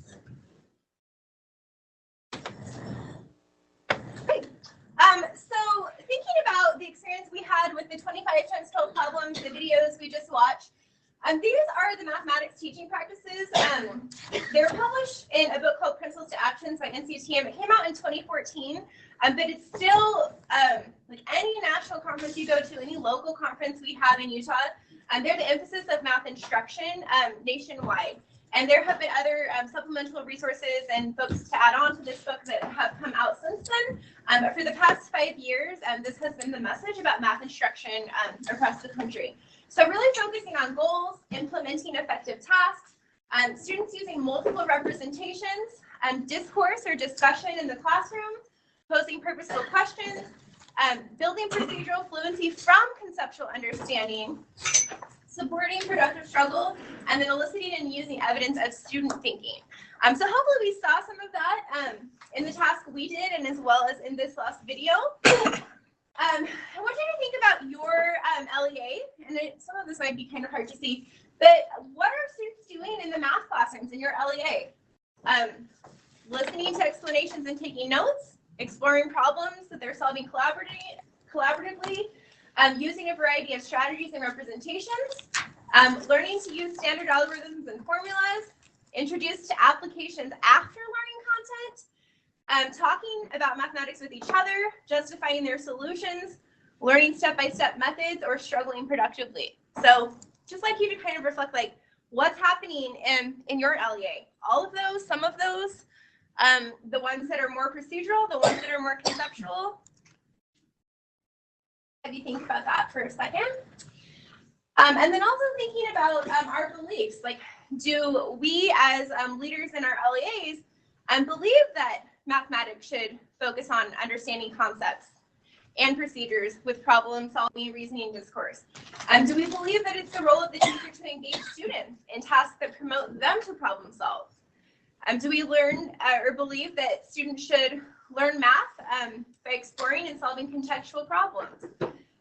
Do we believe they need to have a variety of strategies and representations? Do we believe they need to communicate? Do we believe they need appropriate challenges to persevere in problem solving?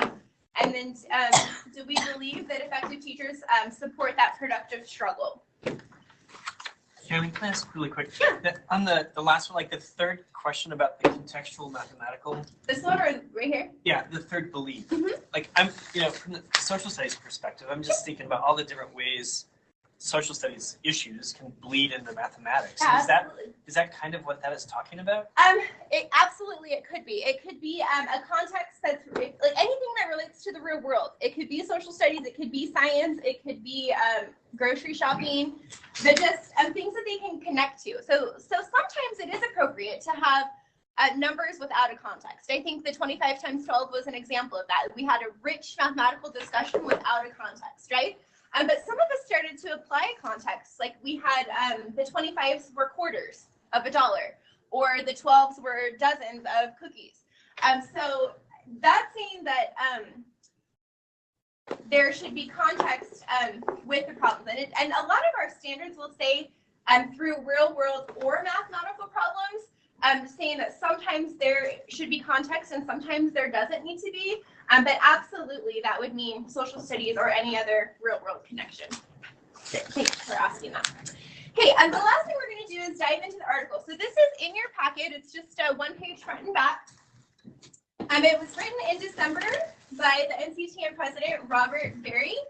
And it's called Thinking About Instructional Routines in Mathematics Teaching and Learning. So I'd like you to take maybe 5 to 10 minutes or so to read it on your own with these questions in mind. What instructional routines are implemented in mathematics classrooms in your LEA? How are the routines suggested in the article different than what you may have experienced as a student or as a teacher? And then what are the next steps for your LEA based on these ideas? So we'll take maybe 5 to 10 minutes independently, read through the article, think about these questions, and then as you notice your table starts to be done with reading, you're welcome to move into discussing these conversations with your table.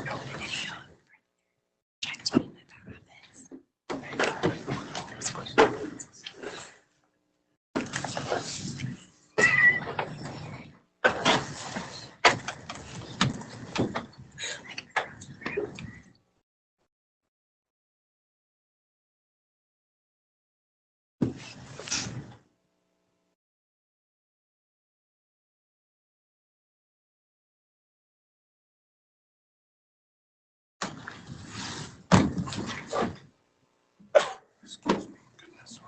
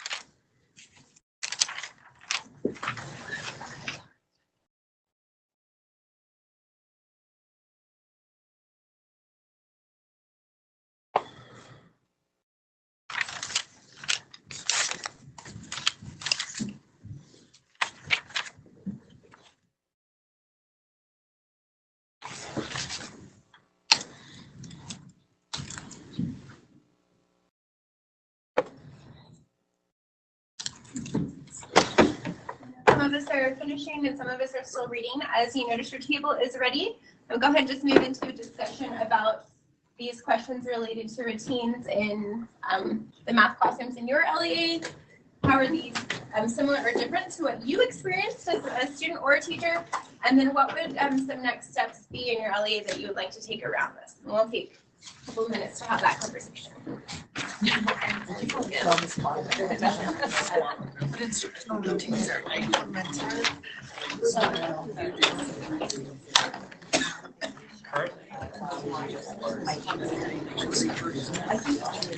So secondary, exactly this. No, Yes. you found out.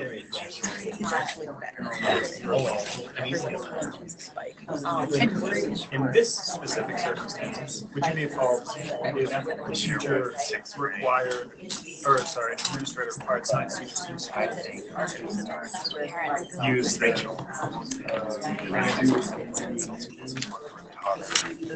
pipes to set up the mindset. Why? Some schools require. Yeah. That was setting that up. So you wrote just one paragraph. Right, they said it also.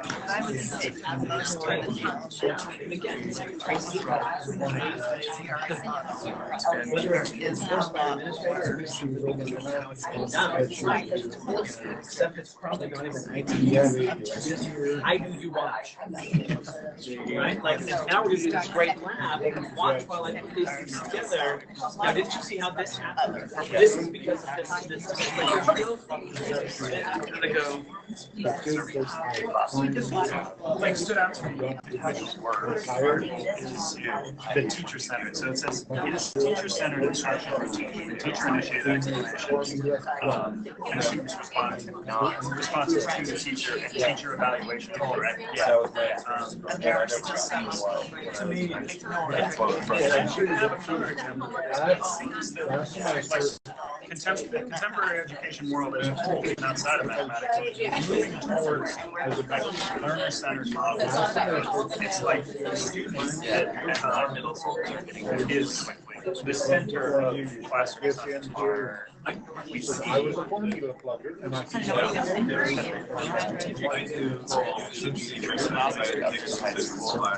first one split the USBE program. They did a lot of explaining to why, and I was like, oh, that makes a lot of sense. Take about 10 seconds to wrap up your last thought. If you're teaching this students to use these and wonder to say, explore how to use and see what you come up with. If you're in the lab and you want to teach them.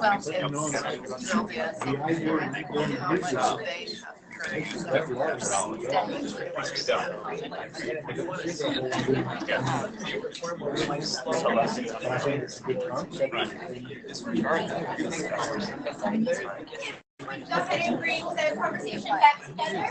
I think that needs to become a more common. All right, this table over here has some comments that we're going to, I don't know, share, Adam, which one of you wants to share? Share, you want to? Sure. So the thing we need to be careful about is, I love this idea of the you do, we do, I do, but there are some things in mathematics that need to go the other way. We have to build some basic skill sets with students before we can turn them loose. Otherwise, we risk building misconceptions, because what you practice is how it gets cemented in your mind. And we also have to be really, really careful about what we send home as homework. We don't want to send home an exercise where they don't have the background, mom and dad don't have the background, and it either becomes really frustrating or they integrate things in their brain that are incorrect.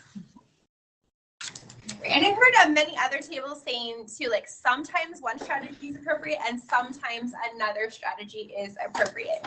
And our goal today was to have that conversation. Sometimes it's not appropriate to use I do, we do, you do in certain mathematics contexts, but sometimes it is. And in other content areas, sometimes it is. So just being aware of that, but knowing that as students are building conceptual understanding is when we really want to let them be the ones problem solving and not the teacher doing it all for them. So I'm going to turn the time over to Jolie to wrap up our thoughts and share some other real quick math information with us. Great. So I love when we do a presentation together and I'm like, I get one slide and it's the very end. Yeah, I didn't feel like you can't. We discussed it. It was good. It was great. We're super good. We do this together a lot, so it's great. There were a few things though that have come up in our session today that I am thinking about as we go through as curriculum directors and also as content specialists at the State Office of Education, and thinking about how in our work with standards and really trying to emphasize the difference between standards and instruction and curriculum choices and that sort of thing. And so I really appreciated that Shannon shared a standard and talked about how do we see the standard and what is important in the information. And it was a beautiful standard to talk about the fact that now one of the things that we want to make sure happens is that we're not talking about what the instructional strategies happen to be in the standard, but what we are saying is these are the content strategies that we want to make sure that students have access to. So like when you think about it, in our own world, when we say what is 11 subtract 8, you don't usually start with 11 and take away 8, right? But if we don't think about the strategy of counting on or connecting to other things, then it's like it's a way for students to be able to go 8, 9, 10, 11. So just thinking about when you are looking at standards, that it's identifying like what is the content that we want to make sure that students have access to. And then the instructional strategies and the curriculum that's chosen, of course, are at our own LEA and within our in that conversation. But connecting to that, I really appreciated the video on tricks and the magic zeros. And then those of us who have been in classrooms have also been like, oh, do the butterfly method for doing proportional problems, which really negates all things about what proportional reasoning and ratio and rate reasoning are about, right? But I'm bringing these up and talking about these because if your experience in mathematics has been memorize this rule, then memorize this rule, and then have this trick, and then learn this song, and we're trying to make it fun by saying, let's have all these tricks and things. The next thing you know, we have like 1,000 procedures and 1,000 different things that we're supposed to remember. And then kids, like, we don't remember because then they just become these rules that we have going on. So the reason I am bringing all of this up is thinking about this as a perspective. One, Nora Ramirez, who happens to be on the TOTOS Mathematics for All board, and also a strong person in the National Council of Teachers of Mathematics world. In fact, she's the president-elect candidate this past year. One of the things that she did in a session is she was talking about the I do, we do, you do model.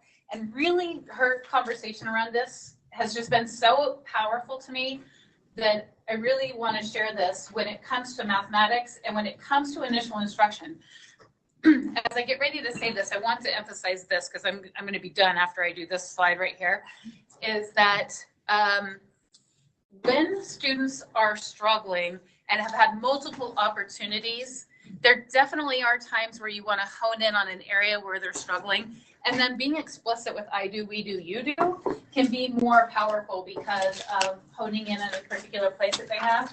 But when students are learning mathematics and they are learning tricks or they are learning procedures with no context, I want you to think about if it's an I do, we do, you do model, it is like the teacher saying, okay, here's the I do. And the I do is, as the teacher, I'm doing the mathematics. On the we do part, it is, we are doing the mathematics the way I think. And then on the you do part, it's pretty much you do the mathematics the way I think. So in other words, I'm telling you to think like me, as opposed to thinking of like a mathematician or thinking of yourself as being mathematically capable. So the conversation is that there's a lot of different things that are important when we are working with students and helping them learn, and really appreciate the things that Shannon shared with us today. But as a last thing, I would love for you to think about how this, sometimes I do, we do, you do, can promote deficit thinking on initial learning in a mathematics classroom.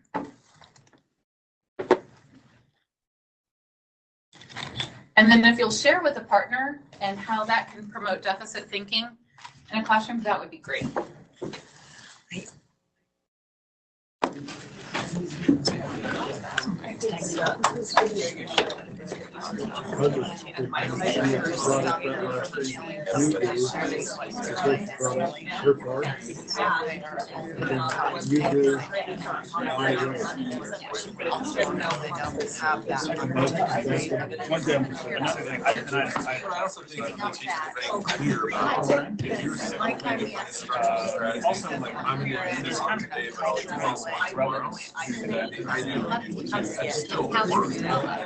It's just a matter of how well you're kind of limiting the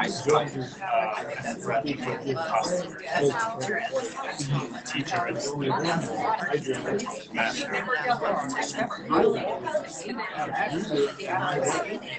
learned that. And then, so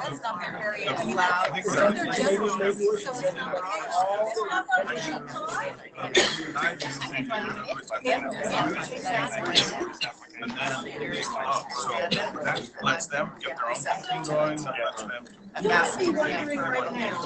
If that's part of what you were saying. I don't know. You might be wondering right now why you spend an hour doing math when it's not your job to be doing math. And if a teacher. The piece of the article that jumped out to me that made me say we need to talk about this with curriculum directors was the part in the article where it said the administrators were making them do I do, we do, you do. And I was like, that's where we come in. That's where we come in terms of supporting teachers who are really trying to work with instructional strategies based on what they're learning from experts, like Shannon, okay? They're getting that information from Shannon, from your local math people, and we need to, as curriculum directors, give our people the flexibility and the right to do what they know is the right thing to do. So you have the conversations with them. But again, I just want to say the part of the article that broke my heart was the administrators were making them do it a certain way when it would bother me no matter if it were math or language arts or social studies or science, because the administrators aren't the content experts, so they don't always know. And so let's just kind of be careful about that. And so with that, we're going to have another content expert, and now we're going to turn our attention to literacy. You just fake it till you make it, right? Yeah. And not that Murray's dialed in by any means at all, but one of the things, and Robin and I were just talking, we have our principals upload stuff to our Google Drive and stuff of evidence that they are, trying to think of the best way to say this, like evidence that they are reaching what we have in our leadership action plan, right? Like evidence of learning targets. So whatever that might look like, whatever forms, whatever, anything that they might have, upload evidence that your teachers are reaching this, right? So there's a lot of autonomy on the principal's part. Well, that's leaving our principals floundering a bit, going, like I have to develop, I have to create this. So there's a really fine balance. So like while we throw that autonomy on the principals, they're going, that feels really uncomfortable for us. So then we're on this side of resource getters to say, okay, so you could use this form, and this form, and you know, so like it's, and this is the redneck in me saying, as curriculum directors, we say, we're gonna, right, keep it, go down the road 100 miles an hour, keep it between the ditches. Like here are your parameters. Here's a whole bunch of different tools that you can use, and then customize it to your school and your teachers and wherever they are in that journey, and be able to demonstrate and show evidence to us of what that looks like. And then our principals meetings become, show us what that looks like, and then principals are constantly mending and tweaking. But it's a very different universe, especially for our very veteran principals that are going, no, I really liked it a whole lot better when I just went in with this tool and I just checked it and I was able to hand it to the teacher and said they did it or they didn't do it. But back in the I do, we do, you do stage. So it's a very different universe, and it's very flexible for us, and it made us get out of our comfort zone too, of saying it's easier to say go use Observer Tab and do this and turn in 5 a month, you know, but that's not, it's not what the core is demanding of us, and it's not what leadership is demanding of us either.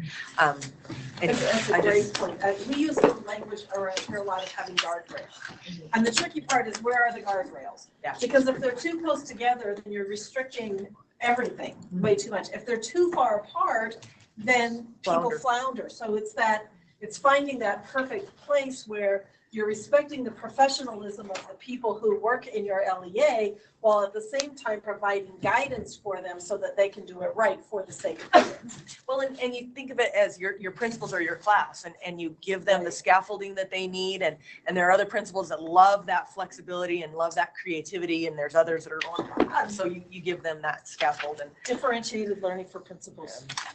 Thank you.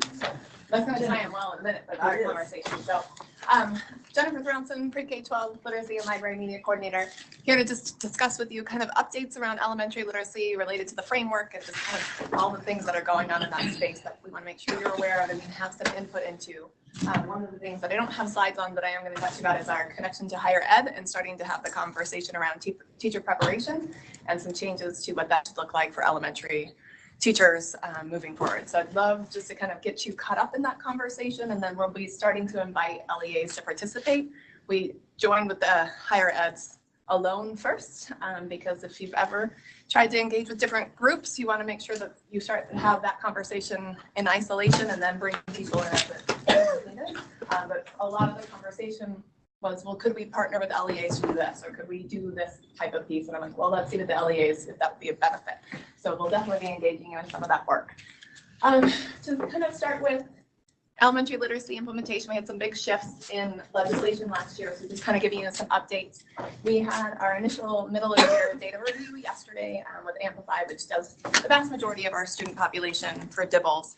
We're seeing some significant gains in kindergarten and first grade, 8% gain in kindergarten, 9% gain in first grade. The 9% in first grade is the biggest gain we've had in at least 5 years. We've typically been averaging 2 or 3% gains by middle of the year.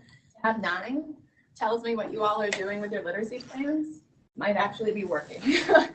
We do have some red alerts of people we are anticipating to fail. We've reached out to a few LEAs already to say, hey, given that you're at 50, the likelihood you're going to make it to 60 by the end of the year is not great. Would you like to start working with us now? So just a heads up, you might be getting a call from us around that concept. We're really about being proactive, and it's a support and a collaborative partnership. But we do have enough large LEAs as well as small ones that we anticipate will be working with you next year. So I just want to kind of reiterate what some of those things look like. One of the things we started off with the change in legislation last year was the Literacy Innovation Team trainings that many of you were part of and came as part of that group. The feedback we got was stellar, that it was a great opportunity to bring your teams together to really work on this focused problem. I think your local goals turned out great. Honestly, why I think we're seeing that K1 shift is the work you did last summer, preparing for what was that going to look like this year. So we did schedule a couple opportunities for this year. For those of you that would like to go back through that, we will be remodeling it. It will be refined. It's only going to be a day. It's really going to be focused on getting to your goals, writing those goals, coming up with the strategies that go with those goals. So if you're interested, June 4th, we'll be in the Salt Lake area. We'll also have a YouTube version that will be streaming for those of you that are at a distance, so that you don't have to necessarily make the trip into Salt Lake. So we'll have a digital version, and then we'll have another one June 6th in Alpine. So you haven't kind of blocked your calendar. We know it's graduation for Salt Lake and some other things, so we're willing to be flexible if you need help outside of those dates. Following the goal analysis, if you have been failed, you will be required to attend training. So you can be preemptive and attend in the spring, summertime, or you can wait till the fall and we will require you to come join us at that particular time. So it's up to you. If you attend in the summer, you won't be required to come in the fall. So those of you that get the call from us, anticipate June dates would probably be most helpful for you. And then access to a cadence reading would obviously be necessary. We'll be digging into your data, and we'll have a template send out via email of who your team's going to be. Same kind of requirements of what we would like to see there. It seemed to be a good working team. Probably the first year that I've really seen principals know what the local goals are. When we go out into buildings, the conversations around what we have to accomplish are much more prevalent than they ever have been in the past. So kudos to you all to getting that information out. I've heard from a number of LEAs sharing that data at middle of the year with principals, like here's how first grade, second grade, third grade are doing in pathways. Here's some other information related to our goals. Here's how your teachers are even performing in terms of their ability to move kids. Those are conversations that we need to be transparent and have. It's been really exciting to see the work that you all are engaging in. So on this bottom one with principals, are we looking at those who are most skilled or those who may lack skills? A great question. I think it could go either way. You want people that are going to know, because they're going to help you set your goals. Okay. They may not know how to read the data. We have a lot of folks that reading the data is the barrier, right? So this is an opportunity to help more people read the data. But in terms of, if that's our data point, instructionally, what do we do?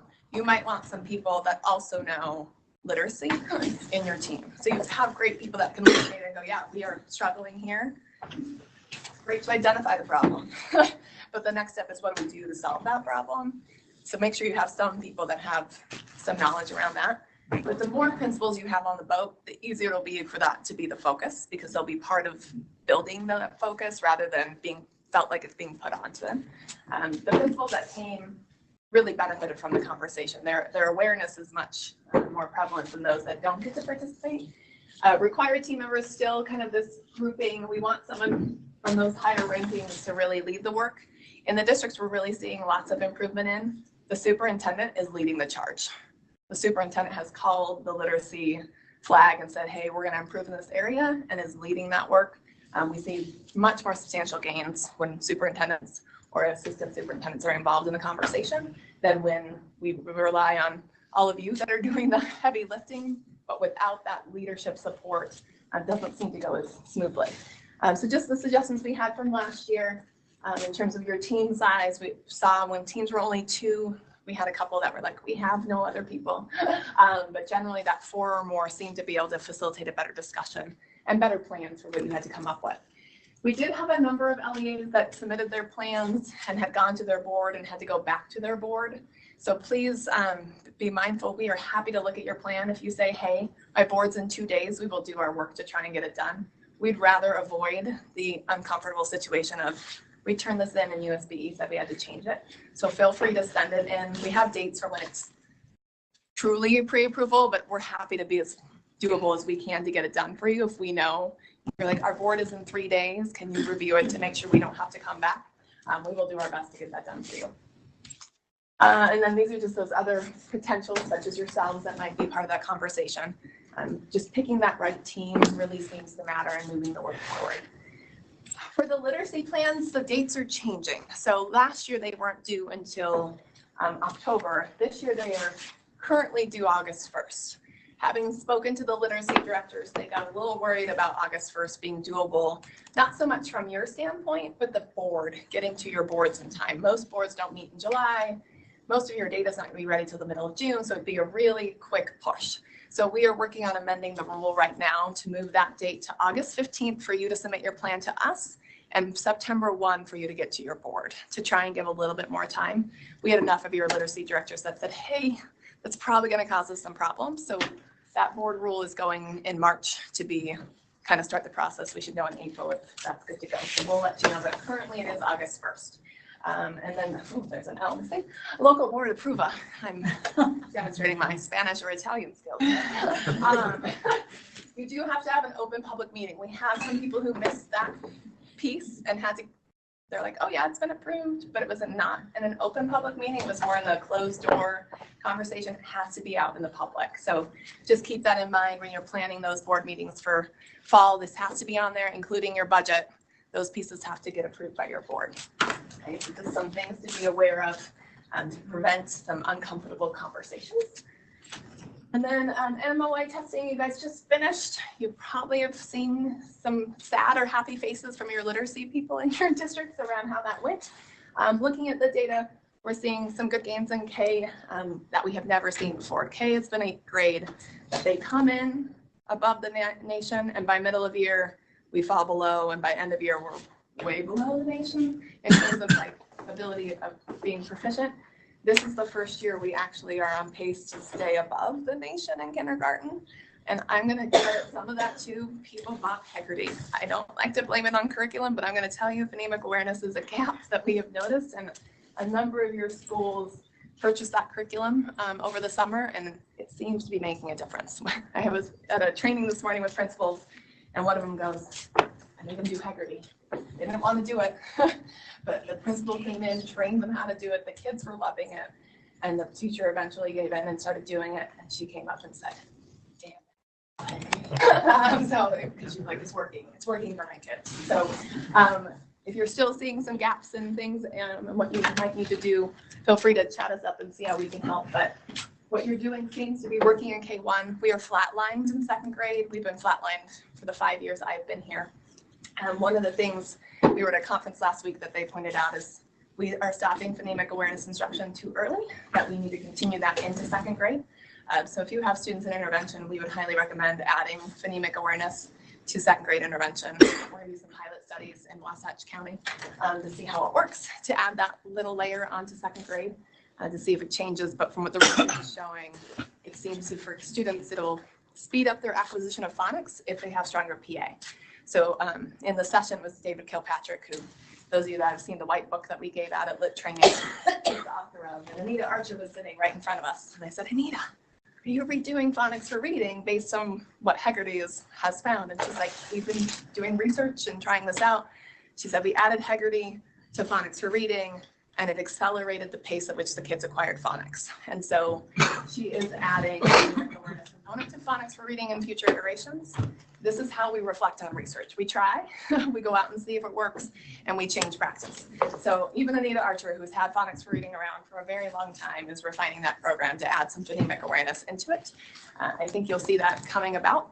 Another piece that we learned about that we'll be inviting LEAs that do wonders to start, and maybe other programs along the way, is there's something called enhanced core reading instruction, that they basically made wonders more robust in the phonics portion. What you may be finding is it's not robust enough. 70% of you have phonics or wonders in the state.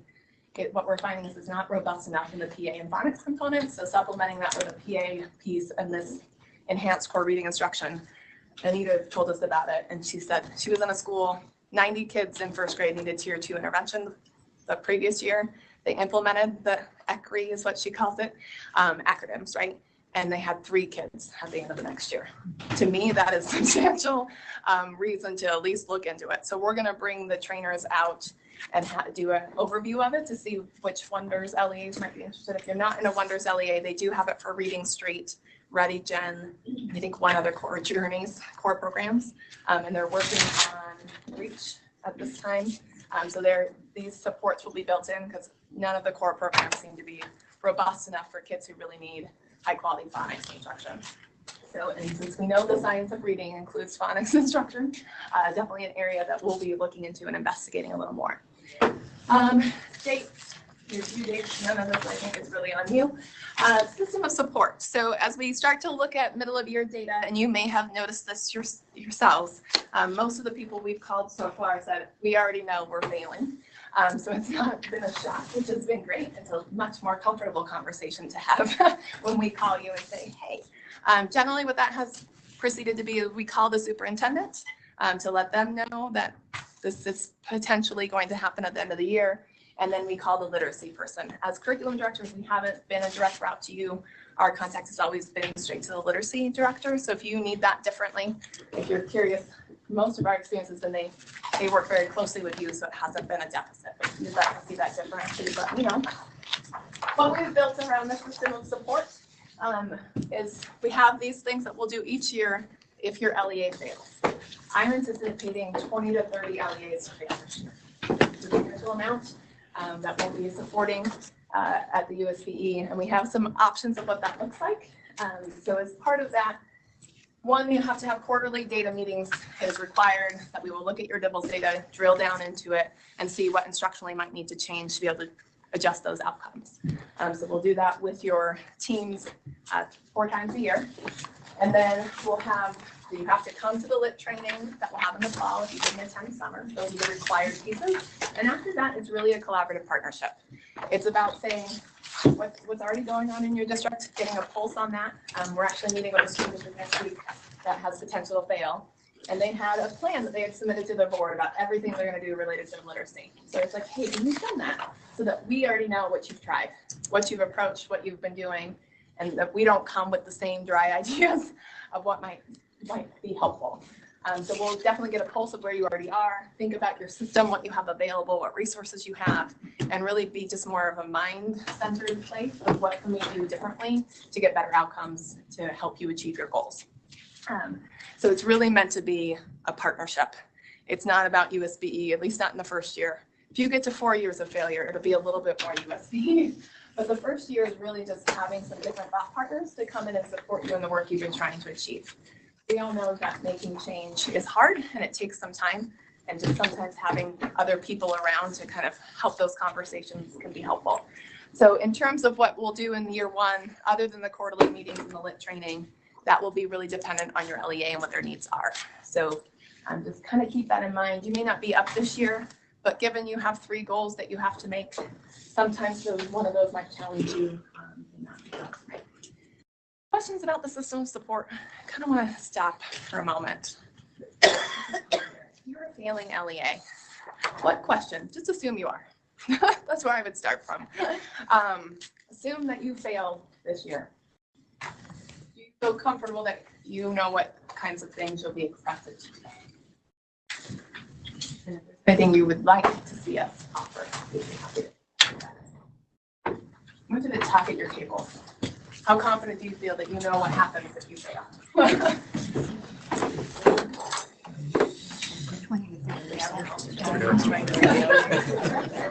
don't know if you saw my putting you on the. Oh, we did it.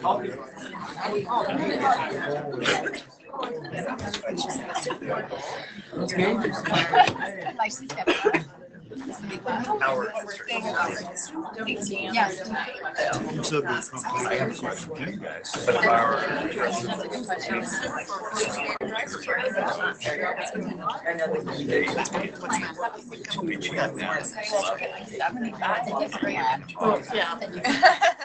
Whatever's going to change. I was struck by that as well. I mean, well, I guess I need a clarifying question.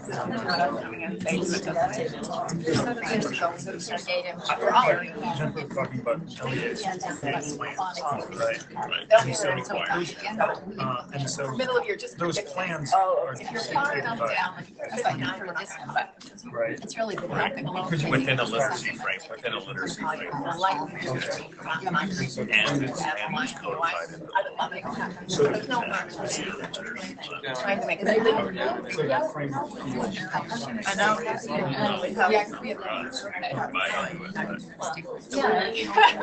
But just in that. So I'm guessing. Right. So Jennifer is just it's in fourth grade. It's grown over years of practice, years of laws.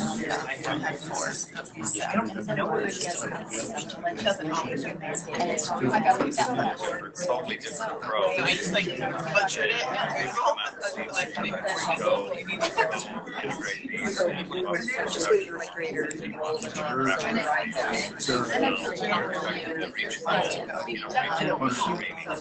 No, I know there's some kind of, I know.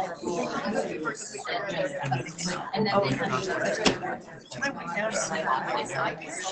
But more directly.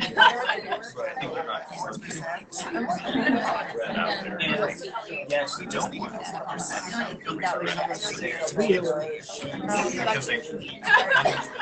All those names on that list. What am I doing?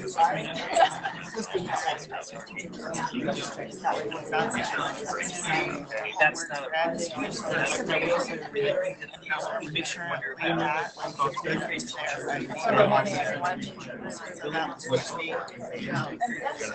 It's been so helpful.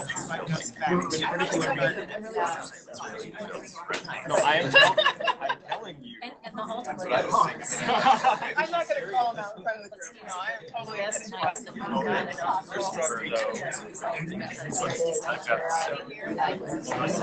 This is very much.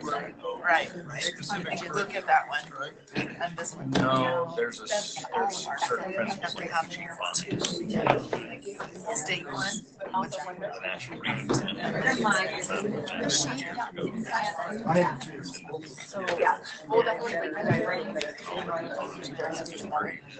No, none of them. a lot of evidence.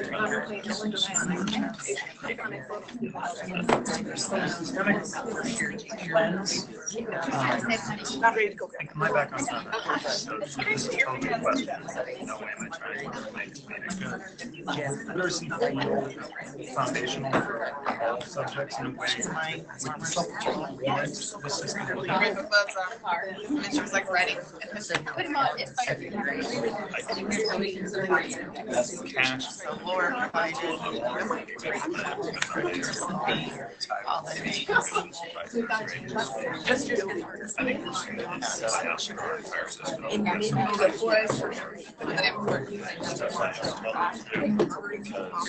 can't seem to regulate it. Yeah. By the time we got their mix. so it's very colorful.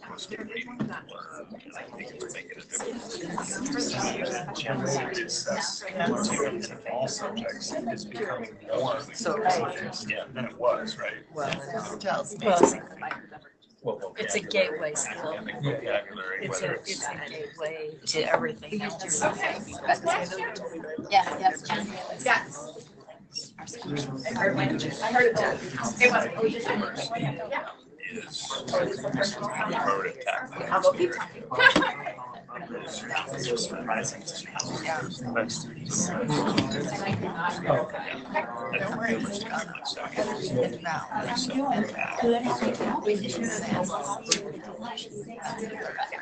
I know I said the three. I was like, that sounds great, but I don't know. The answer to that. That was a good one. This program.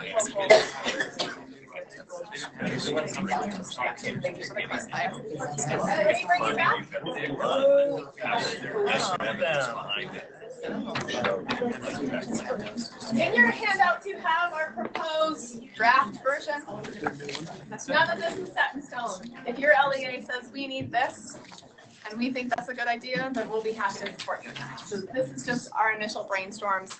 You guys have given feedback on this list before. We just wanted to bring it back as we get closer. One question was, when are these phone calls coming? Within the next week is our goal, is to kind of just put people on alert. And we're only calling if you're so far back, like in the low 50s and 40s, that it's really unlikely that you're going to make it to the state goal. We're not calling on your local goals. We don't have the capacity to run 833 local goals because it is all hand generated at this time till we get our platform up and running in 18 months. So until that time, we won't be able to give you status on your local goals. Most of you are doing that work on your own at this time, so you know where you stand. We will only call you on the state goals, and we will call your superintendent and your literacy director. And what one suggestion was just to email you when we're emailing your literacy director and superintendent, reiterating what we said on the phone call, just to loop you in so that you're at least aware that this is happening. You can go touch base with either your superintendent or your literacy person or both to get more full information, but that way you're not kind of left in the dark and your superintendent comes and says, hey, because we're failing, you're like, what? So I think that was a great suggestion, so we'll definitely do that. Any other suggestions to make this work for you? And I want to clarify, Amy asked a good question. I said 3 goals.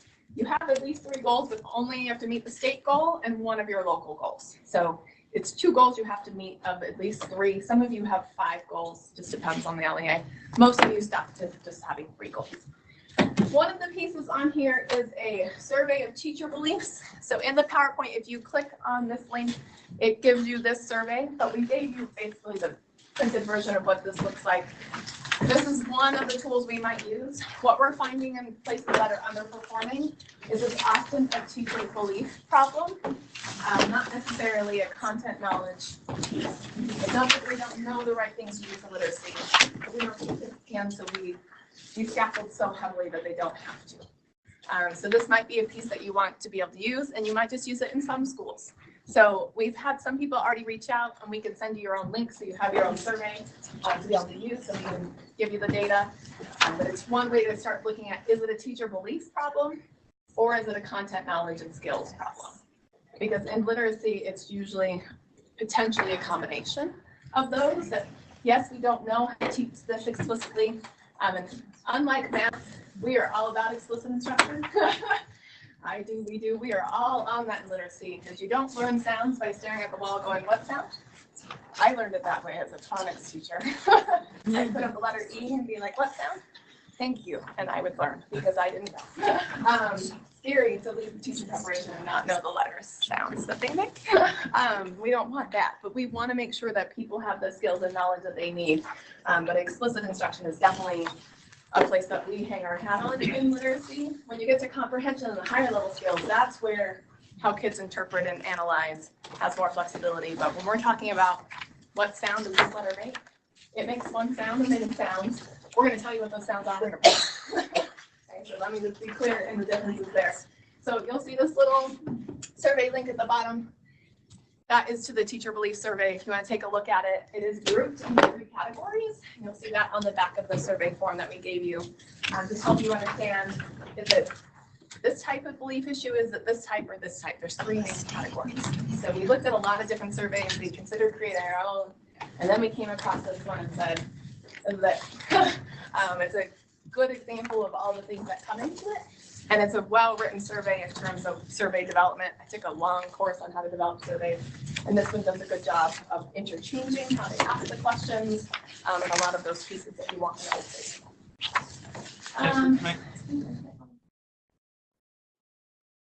And we write this in a really positive way. You receive an invitation to join the system of support. Robert?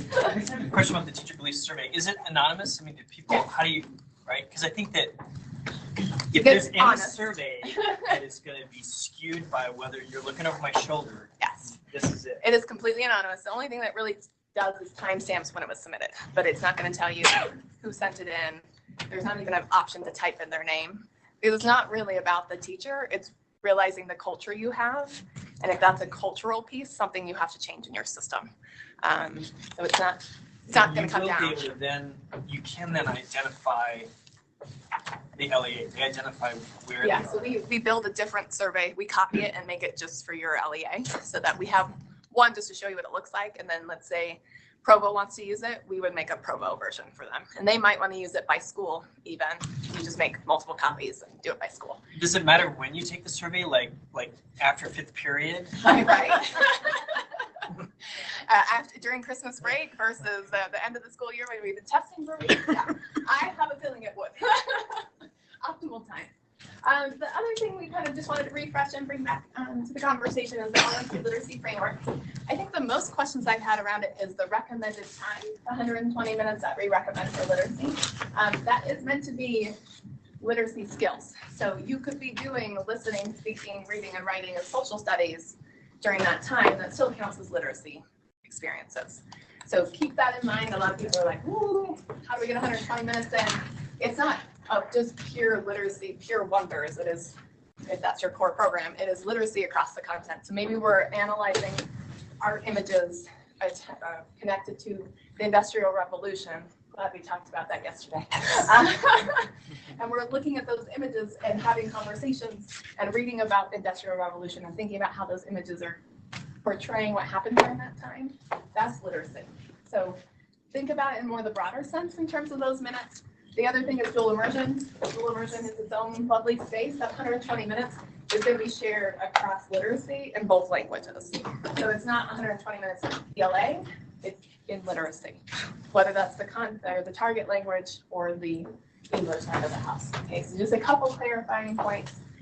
This has gone really well. A lot of people are using it to help kind of modify their practice. One of the things that we built around this one is the self-assessment that it's meant to be. So we built the Qualifications survey, so now people can use it at their school or LEA level to see what area might we need more help in, what area do we have some strengths in, to really target focused work at the LEA level. So there is a Qualifications built for this. If you look at it and you're interested, again, we can copy and make you your own versions for your own uses. But it goes through those 5 elements and then the critical indicators under those elements, and they just scale themselves on that 0 to 5. Other than the educational leadership section has a little bit different scale.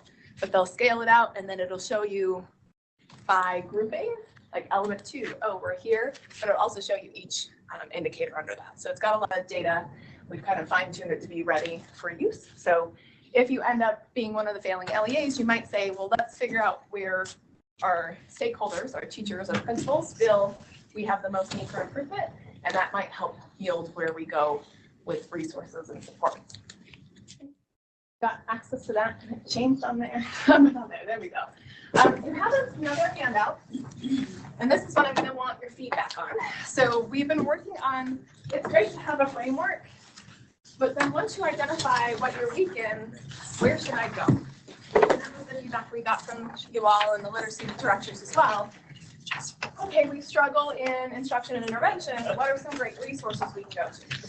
So the USBE state literacy team, and it's cross departments, there's a lot of people involved in that team, have been working on this tool to really give you some quality resources rather than being a comprehensive list. It is like, if I only had a couple things to choose from, where would you send me? Because we could give you 30 books on instruction. Yeah, we could give you 30 books on intervention, but that's not going to help target your efforts and give you like the most useful resources. So what we've done is kind of gone through and tried to pick if I was going to only have 1 or 2 resources to help me in this area, what would they be? And that's what this has started with. David's been really instrumental in the first element, instructional leadership, and the team has started working on moving forward on element 2, trying to refer people to quality resources that we identify that element 2 is an area, where can I go learn more? A lot of them are books. In those books, we are also recommending certain pages. It's not that I need to read it front to back necessarily. Some of the books is really like, here's the 30 pages you might need.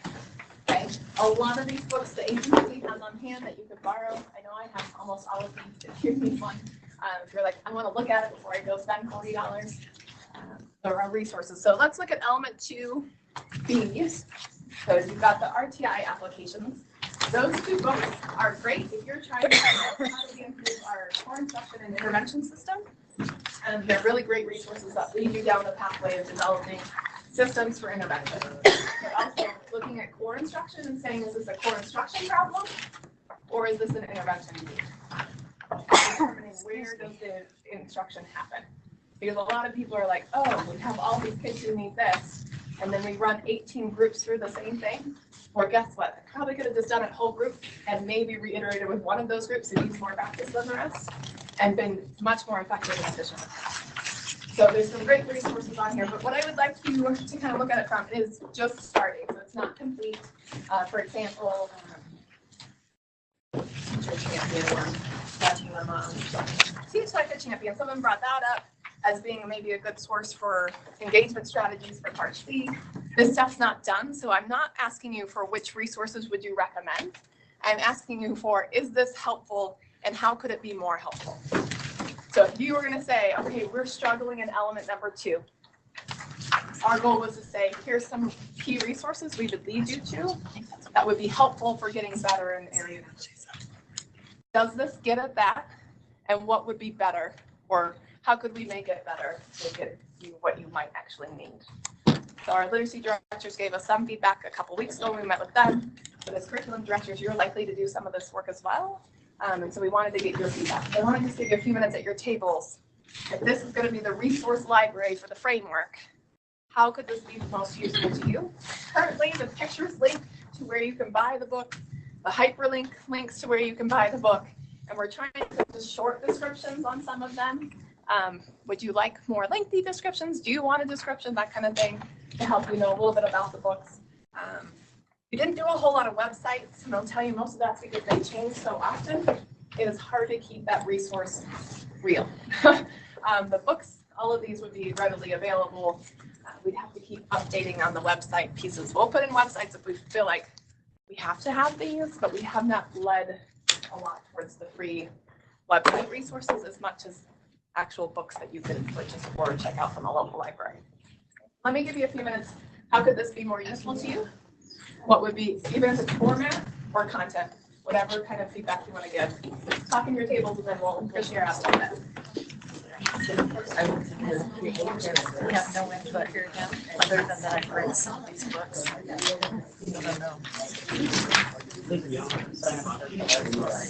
Yeah.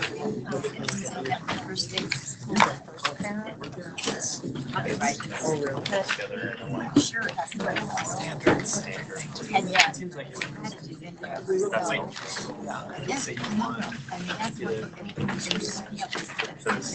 So due to my poor timing, we don't have enough time for this conversation. So if you have that, if you'll just email them or I'll be here after the meeting if you have something you're like, it'd be great if we did this. That's what we're about, is making this useful for you. I know what books I might go to, but we're trying to help leaders and teachers in buildings. I'm not great at classroom management. What can I go to find out more? I don't have a great intervention system. Where can I go to find out more? So if you have feedback for me, hold on to it. Garrett's up with the secondary framework. As he transitions up, we started with elementary. We are going to make it pre-K 12. So we'll still keep the elementary framework, but we're going to also have a secondary framework moving forward. So Garrett's going to talk to you a little bit about that. And what John passed out to you is the elementary framework. It's a fantastic document that if you're not familiar with, I hope you're becoming familiar very quickly. And when Jennifer and her teams finished this document, one of the discussions we had was, what would this look like at the secondary level?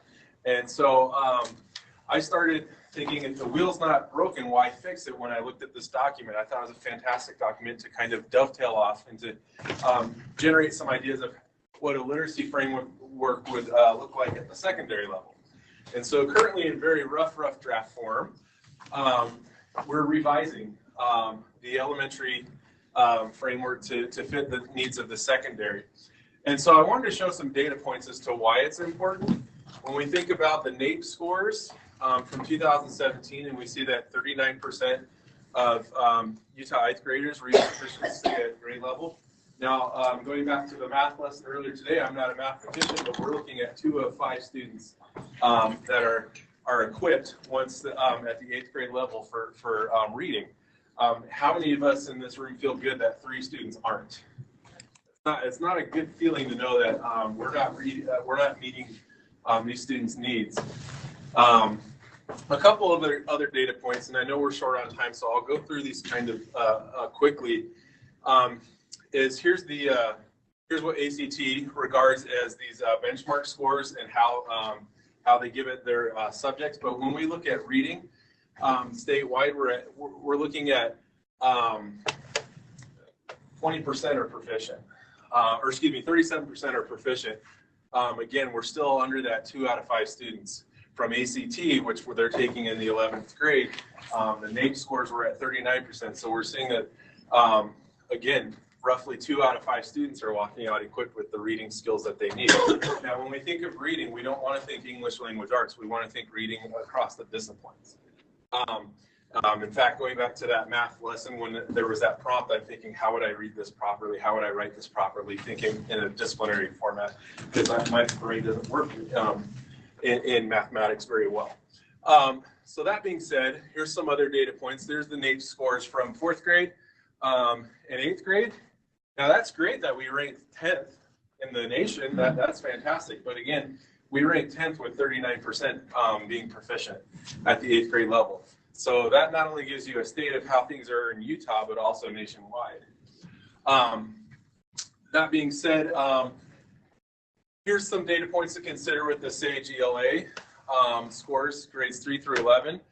Don't concentrate on this too much because the next slide I want to show you is actually showing Megan Lopez on our assessment team showed cohorts, which I really liked how she laid this out. So if we're looking at the 9th graders currently, we've gone from 44% to 41% to 40%. Now something good is happening here with this 4th, 5th, and 6th grade cohort. But again, we can see that these numbers aren't looking very good. It's something that's concerning. So when thinking about this framework, some of the things that we wanted to accomplish with this is better communication between the administrator and disciplinary teachers regarding the literacy practices taking place. What we're saying is we're not expecting a building administrator. So if I were a building administrator, my background is in English language arts. I might know what good strategy, good teaching looks like in an English language arts class, but I definitely would have some deficits if I were to walk into a math class, an algebra or trigonometry, whatever, what have you. I would have a difficult time seeing what are some of those literacy practices and what are some of the things I should be looking for. So we want better communication between those disciplinary areas and the building administrators. We want to use this tool in a way to leverage what you can improve on. Changes, looking at this document, the documents before you, again, that's the elementary one. We're making some changes to be secondary specific, but what are some tools in there? What are some things that you can look at where you can make changes today as opposed to changes where you're going to have to plan in the future? We want to make this change today, and in 1 year we want to make these changes. We want to see these gains in these areas. And some of the guiding questions are, what are guidance and supports you need from the framework to create a more effective literacy system in your secondary schools, and also what levers could be implemented to sustain those high yields and grow those high yields of literacy achievement in disciplinary classes. So this was the framework. This is the layout for the framework for Utah's elementary framework. It developed over with an LEA team and a statewide state education team. And so I wanted to look at doing the same process. But one of the things that we're finding is we're getting into some very disciplinary specific ideas. We're starting to get in the weeds a little bit with our state team. but we wanted to look at what our elementary friends did and looking at the 4 domains of rapid school improvement. And we looked at some other states to see what it is that they have in their frameworks that we could not necessarily copy, but definitely things that we could implement, things that would work with our state. And so right now, I've been working with the literacy directors over the past couple of literacy directors meetings as the LEA team, and we've been working with our SEA team as well in coordination with that. And what we've decided to do is the 5 elements that are already in the elementary framework, we don't want to change those. We like those. Those are the instructional leadership, instruction and intervention, assessment feedback, professional learning, and supportive culture. And what we want to do is focus on some of these critical indicators that are in there. And this is where we're making some of those adjustments and those changes. So that being said, when we talk about disciplinary literacy, we are looking at their different cultures. Again, if I were in Shannon's math class, I would definitely need some direct instruction as a student, but also I'd want to see that as an administrator about what it looks like to read and write and think like a mathematician, to speak like a mathematician. If I were to go into Ricky's classroom, what does it look like to think and act like a biologist as opposed to a chemist? What are some of those things that that we need to keep in mind so those specific characteristics of each discipline are being met? But I, as a building administrator, can have that discussion with them to see what kind of strategies are working in their class, what kind of improvements they need to make, and what kind of supports they need from me. This is an add. A lot of the feedback for the secondary framework is around 3 pieces: ELA instruction, disciplinary literacy instruction, which is all the content areas, and then reading class. Many of you have a lot of kids who aren't proficient readers at the secondary level, and our systems and supports for them are insufficient. And so thinking about how do we help building leaders and LEA leaders, what is optimal when it comes to providing intervention for students who are significantly behind in their reading skills, but also what's the scaffolding and supports they get in core instruction so that they can still access the core. So some of the tools and evidence and pieces we'll be pulling will really be to support that side of the house, because we're hearing so much around we have too many kids coming not proficient, as you can see with the data. I mean, our elementary, we're 1 and 2 kids, right? We know it's a problem, but our secondary teachers aren't necessarily prepared to deal with students who don't read the grade level material. So they either don't read it and they just tell them what's in it, or there's a lot of audiobooks happening because it gives kids access to the content, but not necessarily the reading skills required to read that content. So as we move forward, you'll see there will be additional layers in instruction and intervention around those 3 areas. It's insufficient to just talk about core instruction and intervention.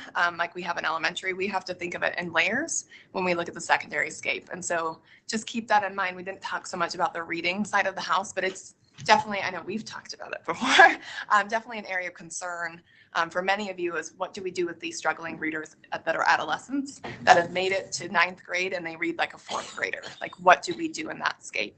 So we've got a couple pilots going on in different schools right now that seem to be working that we'll be highlighting with you next month to really share out some things that seem to be working that you could probably take back and tweak in your own settings that might be helpful.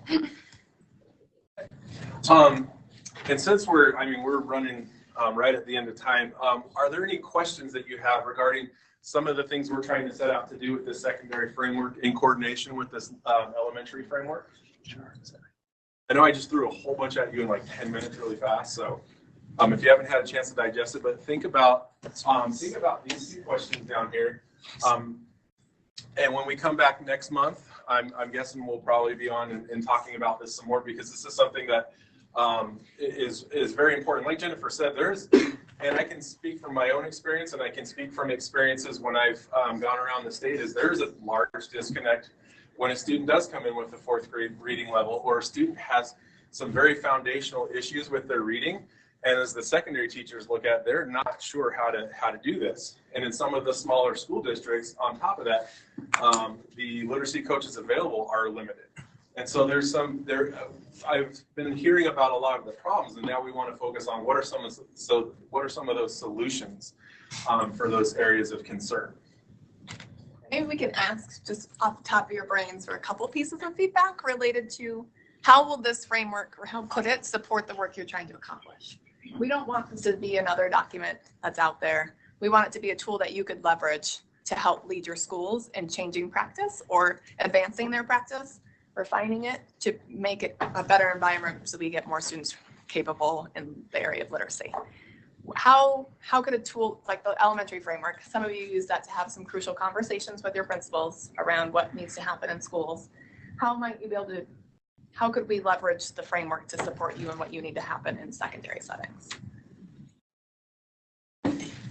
I know it's like off the top of your brains that you all face this challenge daily. Yes, thank you. I attended the secondary literacy framework meetings with a couple of our principals, and of course, most of the morning was just like education for them. It was this whole literacy framework from the elementary perspective, and I think it was a little overwhelming for them, but both of them said it helps us get an understanding of the foundation of that from an elementary standpoint, so we understand where we're at in the secondary. And when you start talking about teaching, explicitly teaching vocabulary across the disciplines in the secondary, and you start talking about writing across the content areas or reading across the content areas, I think that framework they're hungry for in the secondary settings to what does that look like? What would I do as an administrator to help facilitate that? So I think the framework's a welcome thing from. Well, I think framing it in that way of it's all of us. It's not the ELA teacher, but we're not all reading teachers either. I want to dispel that myth. Yes. Even English teachers aren't reading teachers. Many of them were never trained how to teach struggling readers. They were taught how to analyze literature, do some really great writing and high level skills.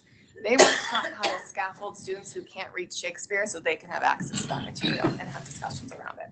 So we have to have everyone doing their lift, and there are standards for social studies and science and what that looks like in ELA. But helping our principals know how to lead that work is one of the things, and how to facilitate that. And vocabulary is one space that any teacher has words that they need to know, but how we go about that. Thank you, that's helpful. Yeah. Just thinking through, like with the difference in our early grades. So we have this assessment, this formative assessment that's very often progress monitoring every 2 weeks. So we're receiving this data on students on their reading. I don't know that our secondary schools are doing anything as far as frequent formative assessing on reading skills. So I don't know that it's on their radar as much. And so maybe some assessment. There will definitely be a portion on that. Suggestions around having at least a basic screener like RI of and also, where are they at lifestyle, and incorporating the time to do that, because one of the pieces of feedback I get is we don't have time to do that kind of monitoring that often. But it's like what kinds of, like Jennifer said, can we get an RI in the beginning of the year to at least start? And the students that are just fine, we don't need to go back to them, and we don't need to see how they're progressing necessarily with that reading inventory again, but those ones that are super low that we need to focus on, and we need to see what those skills and strategies that they're missing, the areas where they're having that disconnect, we can more frequently assess what they're doing with something as simple as that. And given we highlighting that pilot program for next time, encourage you to come in March. When they come talk, they enrolled kids. It was kind of a forced, you scored here, you're coming to this class, but they have an exit criteria that says when you score this high, you get to leave this class.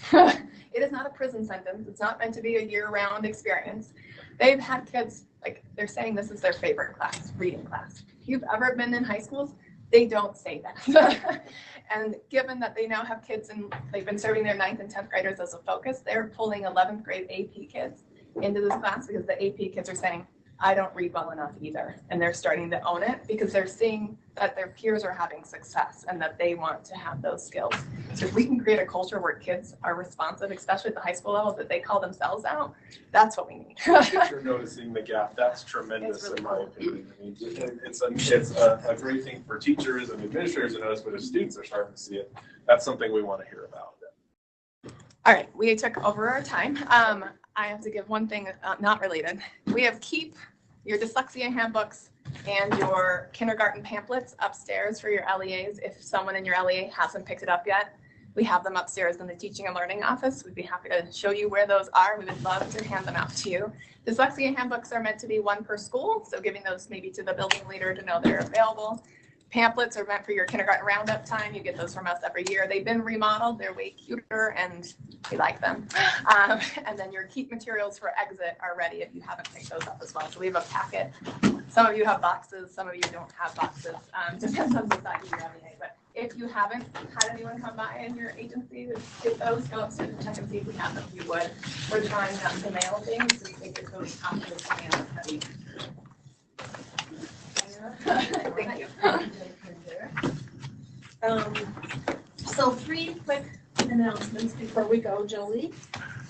On the center of your tables, you have flyers for the National Council of Teachers of Mathematics Conference. It's actually going to be here in Utah this year. The big thing is please make sure you put money in your budgets and be working to send teachers. It's like a national conference that is right here in Utah. The last time that happened was like in 2008. So encourage you to do that. Also, there are lots of flyers, so take as many, put them out at your schools, take as many as you want. Let me know if you want more. Hey, thank you, Julie. And Tim.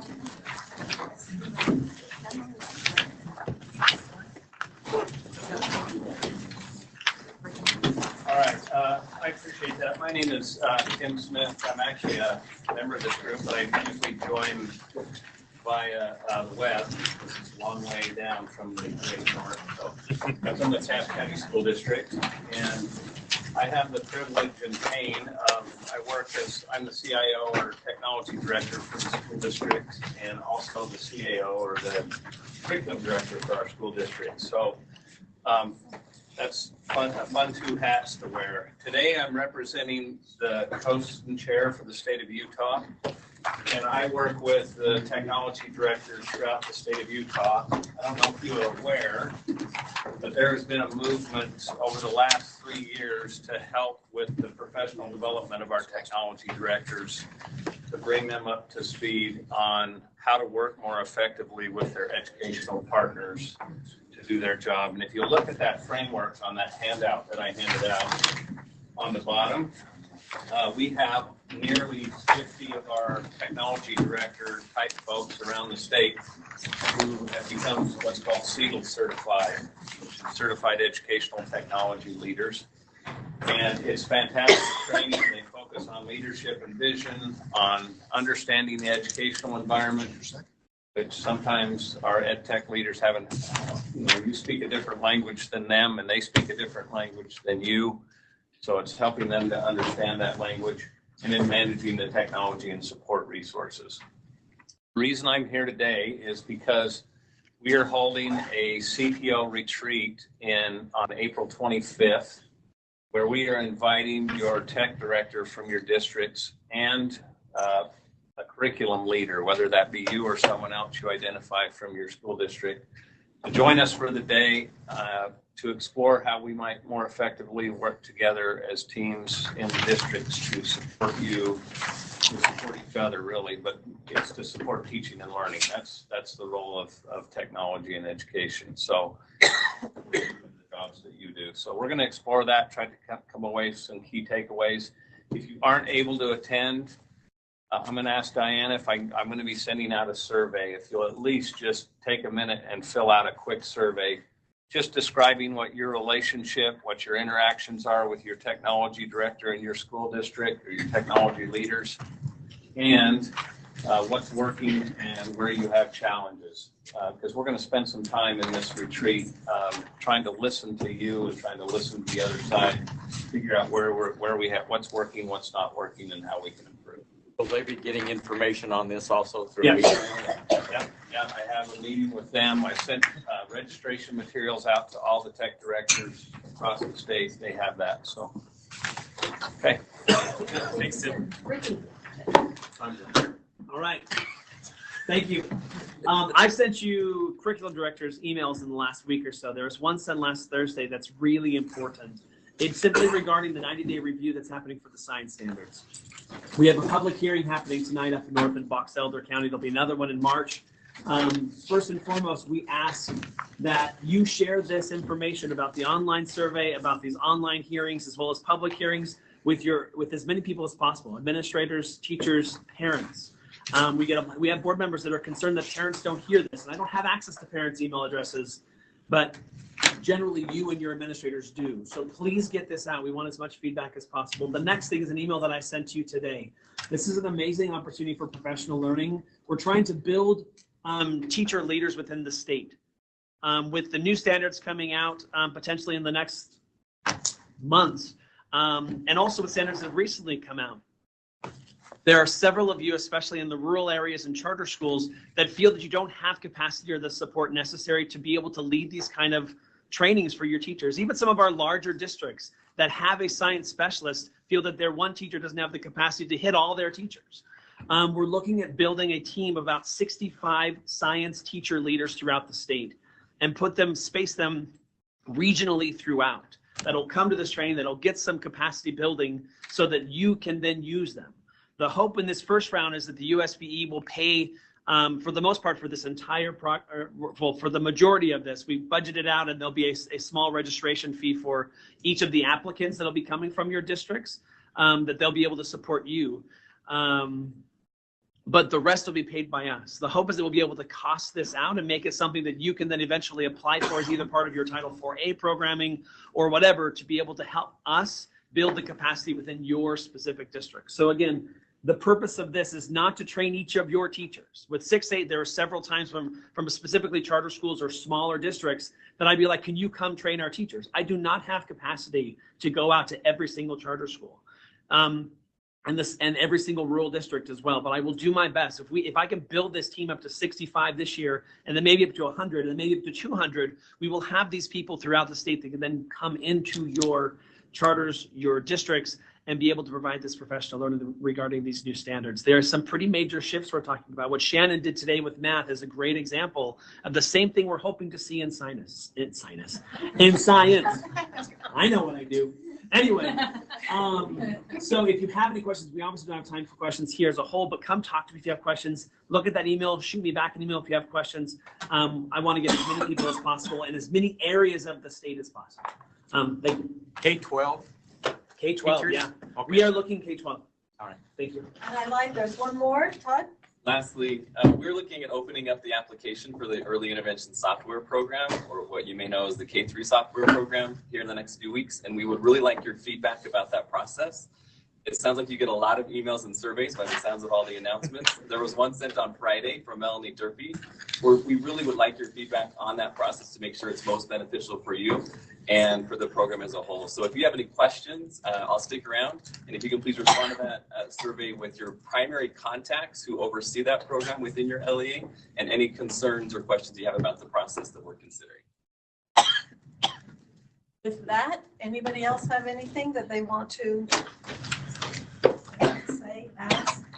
USBE staff will hang back for a minute while you guys leave, so that if you have questions, you can contact us, and we'll see you next month.